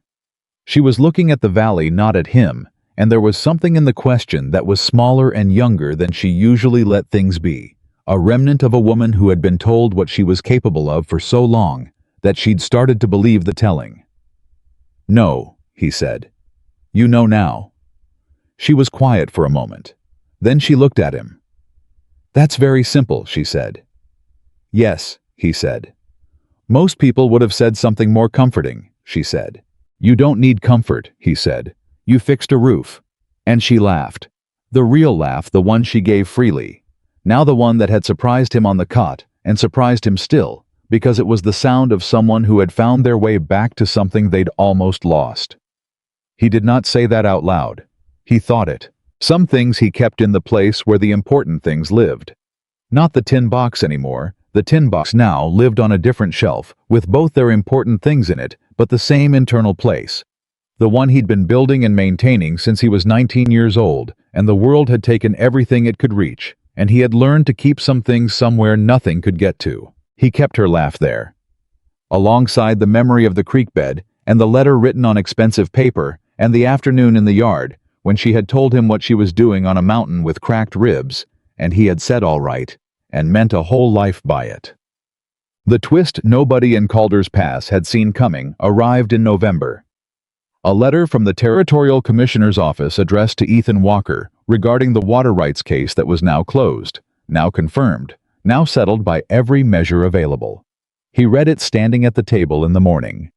Clara still in the second room with its new roof, and then he read it again. The original federal survey of the stream source. The one that established the stream as federal land. The one that had underpinned the entire challenge had been reviewed as part of the commissioner's standard case closure process. And in the course of that review, a surveyor's notation had been found. A minor detail in the margin of the 1847 federal record. A notation indicating that the stream source had at time of original survey been documented as lying within a 5-acre parcel that had been set aside for future homestead allocation. That 5-acre parcel had never been allocated. It was still technically available. Under territorial homestead law, a party with demonstrated prior connection to the land in question could file a claim. The commissioner's office, in an unusual gesture of administrative clarity, had enclosed the relevant filing forms. Ethan set the letter down. He stood in the kitchen for a long minute. Then he walked to the second room and opened the door. Clara was sitting up awake with the October light coming in the window. He'd reframed along with the roof, and she looked at him and immediately said, "What happened?" He handed her the letter. She read it. Once. Then she looked up. "That's 5 acres over the stream source," she said. "Yes," he said. "If you file the claim." "We own the source," he said. "Not the water, but the land the source sits on." She looked at the letter again. He watched her thinking the fast, complete thinking she did when something mattered, and then she looked up. "Cole never knew," she said. "He thought the source was on Whitmore land," Ethan said. "He built his whole claim on that. He never checked whether there was a federal parcel sitting between your boundary and the source itself." "Because nobody had a reason to look that closely," she said. "Until August found the 1847 survey," Ethan said. "And even then, we were looking at boundary lines, not land allocation status." She was quiet for a moment. "Ethan," she said, "this changes everything." "It changes some things," he said. "If we file that claim." She stopped. "The water isn't yours legally. The land is. But if you own the land, the downstream rights aren't affected," he said. "The other families keep their prior use claims regardless. This doesn't take anything from them." "But it puts you between Cole's original argument and the water," she said. "Permanently." "Yes," he said. She held the letter. She looked at it. "File it," she said. "I intend to," he said. She looked at him. "You came and showed me first." "It affects you," he said. "It's your decision too." She was quiet. He watched her, absorbed that the simple, ordinary fact of it, the way he said it like it required no explanation because it didn't. "I'm not used to that," she said quietly. "I know," he said. "You'll get used to it." She handed him back the letter. And then she held onto his hand for a moment after the letter passed, and he let her, and they stood in the doorway of the room they had fixed together, while the November light came through the new window and made everything look like it was exactly where it was supposed to be. He filed the homestead claim in December. It was processed and confirmed in February of the following year, by which time the Calder's Pass Valley had settled into the particular quiet of a mountain winter, and the 6 families who had been downstream from Ethan Walker since before he arrived had stopped thinking about water rights because they had stopped needing to. The way you stop thinking about a foundation when it's solid. Beaumont died in March. He had been ill since autumn, and everyone had known it was coming, which didn't make it easier, but made it less of a shock. He left his property to his son in Denver, who had no interest in ranching, and sold it within the year to a young couple who arrived from Missouri, with 2 children, and the specific energy of people who have decided that wherever they were before was not where they were meant to be. The son, before he sold, came to Calder's Pass one last time to settle affairs. He found Ethan at the feed store, and introduced himself, and said his father had asked him to say something if he ever got the chance. "He said to tell you that he knew what you did," the son said, "and that he was grateful, and that he thought you were the kind of man his father always said this country needed more of." Ethan shook the son's hand. "Your father was a good man," he said. "This was a hard year for him to have." The son nodded. He looked like a man who had not known his father as well as he should have, and knew it. He went back to Denver the next morning. Clara planted a garden in the spring. Not a decorative garden, a practical one in the flat section beside the cabin where the afternoon light ran longest. Vegetables, herbs, a row of things Ethan didn't know the names of, that she said were for cooking and for medicine, and that she had learned from a book she'd ordered from back east. He built her the beds. She planted them. They argued twice about the spacing. Clara thought he was leaving too much room between rows. He thought she was not leaving enough and resolved it by splitting the difference, which turned out to be correct, which neither of them commented on, because acknowledging being right about something together was apparently the kind of thing that didn't need to be said out loud. He watched her work in the garden in the mornings before the heat got serious, and he thought about a woman he'd found face down in a dry creek bed and carried up a mountain, and the difference between that woman and this one was not the fundamental thing. She had been honest and clear and certain in the creek bed, unconscious by virtue of what she was. But everything around the fundamental thing had changed. She stood differently. She moved differently. She had, in the year since they'd married, developed a way of being in this mountain cabin that was entirely her own. Not an adaptation of something she'd been before, but a new thing built from scratch on honest ground. She had written to her father every week since the wedding. He had come up to visit twice, and both times left, looking like a man who had revised something large in himself and was still in the process of understanding the revision. On his second visit, he had stood on the porch with Ethan and watched Clara work in the garden and said without preamble, "She's happy." "Yes," Ethan said. "I didn't know what that would look like," Whitmore said. "I thought I did. I thought I'd arranged for it, several times over the years." He was quiet for a moment. "I was wrong about what it looked like." Ethan looked at Clara crouched between the rows with dirt on her hands and her hair escaping its pins and arguing quietly with a plant that wasn't doing what she wanted it to do.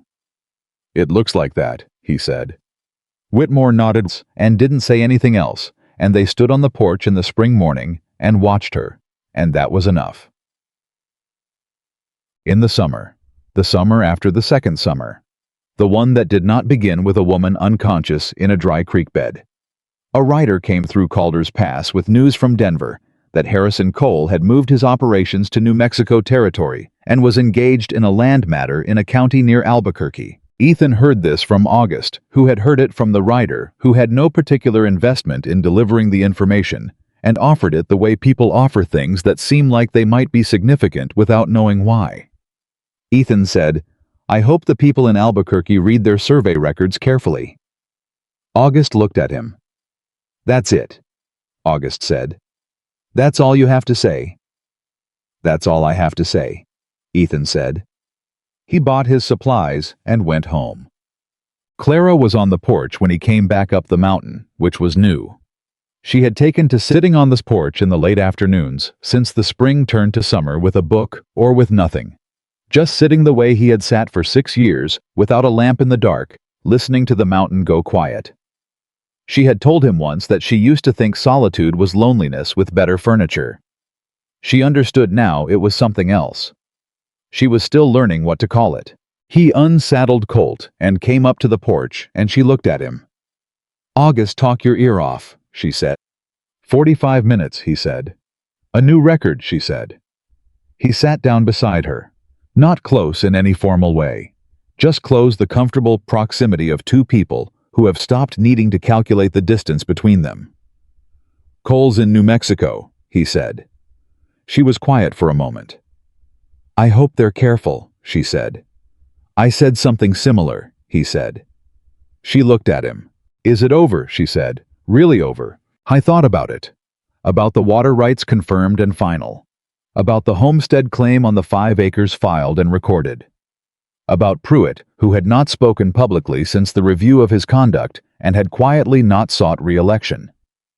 About the families on the mountain, who were doing what families on mountains in 1885 did, when the things threatening them had been removed, working, growing, getting on with the ordinary hard business of their lives. "Yes," he said. She looked at the valley. The summer evening was settling in the way Colorado summer evenings settled, the light going long and gold across everything, the heat breaking at the edges into something that would be cool by midnight. "I've been thinking," she said. "About the property," she said. "The 5 acres, the stream source." "What about it?" he said. "I want to build something there," she said. "Not a structure. I mean—" She paused. She had the look she got when she was building an idea from the inside out and needed a moment to get it to the surface. "I want to document it. The water, the rights, the whole history of what happened here. The original survey. The challenge, the legal record." I want to file it properly with the Territorial Historical Record, so that 60 years from now, when people are still farming and ranching in this valley, they can look back and see exactly what the ground they're standing on is built on." He looked at her. "That's a significant undertaking," he said. "I know," she said. "I'm a significant undertaking kind of person." He almost smiled. "Let it happen." "You'll need August for the legal history," he said. "I've already spoken to August," she said. "Of course you have," he said. She looked at him with the direct, unguarded look that still caught him sometimes when he wasn't bracing for it. "Are you going to help?" she said. "Yes," he said. "Even though it'll take months and require correspondence with at least 3 government offices, and August will talk for 45 minutes every time we ask him anything." "Even though," he said. She looked at the valley for a moment. Then she said quietly, not performing it, just saying it because it was true. And she had learned from him, partially from herself, mostly that true things were worth saying plainly. "I didn't know it could be like this." He looked at her. "Like what?" he said. "Like something I chose," she said. "Completely. All of it." She gestured a small movement that took in the cabin and the mountain and the valley below, and everything that had happened in the year and a half since a horse threw her on a summer trail and she woke up in a stranger's cabin. "I grew up in a life that was built for me. Good in a lot of ways. I'm not saying it wasn't. But it was built for someone who was going to live in a particular kind of story." She looked at him. "I'm living in a different story. The one I actually wanted." Howe was quiet for a moment. Then he said, "So am I." It was the most he had said about himself in that direction in all the months since the yard and the ring and the roof and everything after. She knew it, and he knew she knew it, and she didn't make anything of it, which was exactly right. She reached over and put her hand on top of his where it rested on the arm of the chair. He turned his hand over and held hers. They sat like that on the porch in the summer evening, while Calder's Pass went quiet below them, and the mountain went golden around them, and the valley held everything they had built together in the unshowy solid way of things, built on honest ground. Ethan Walker had come to this mountain at 30 years old, with a grief he couldn't outrun, and a belief that enough was all a man like him was allowed. He had been wrong about that. He had been wrong about that in the best possible way, and he was grateful for it every morning before sunrise, when he heard her moving in the second room with its new roof, and every evening on this porch, and every ordinary in-between moment that had once been empty and was now simply and completely full. The mountain was the same mountain it had always been. The work was the same work. The mornings came the same way they always had before the light touched the ridgeline, before the valley woke, before the world asked anything of anyone. But he was not the same man who had ridden down a trail and found a woman face down in a dry creek bed and carried her home without stopping to think about what it would cost him. How was the man who had paid the cost and found that what it bought was worth every single thing he'd spent. And on the mountain above Calder's Pass, in the summer of 1885, with her hand in his, and the valley below them, holding all the evidence of a year well fought and honestly won. Ethan Walker was, for the first time in 6 years, exactly where he was supposed to be. That was not a small thing. That was everything.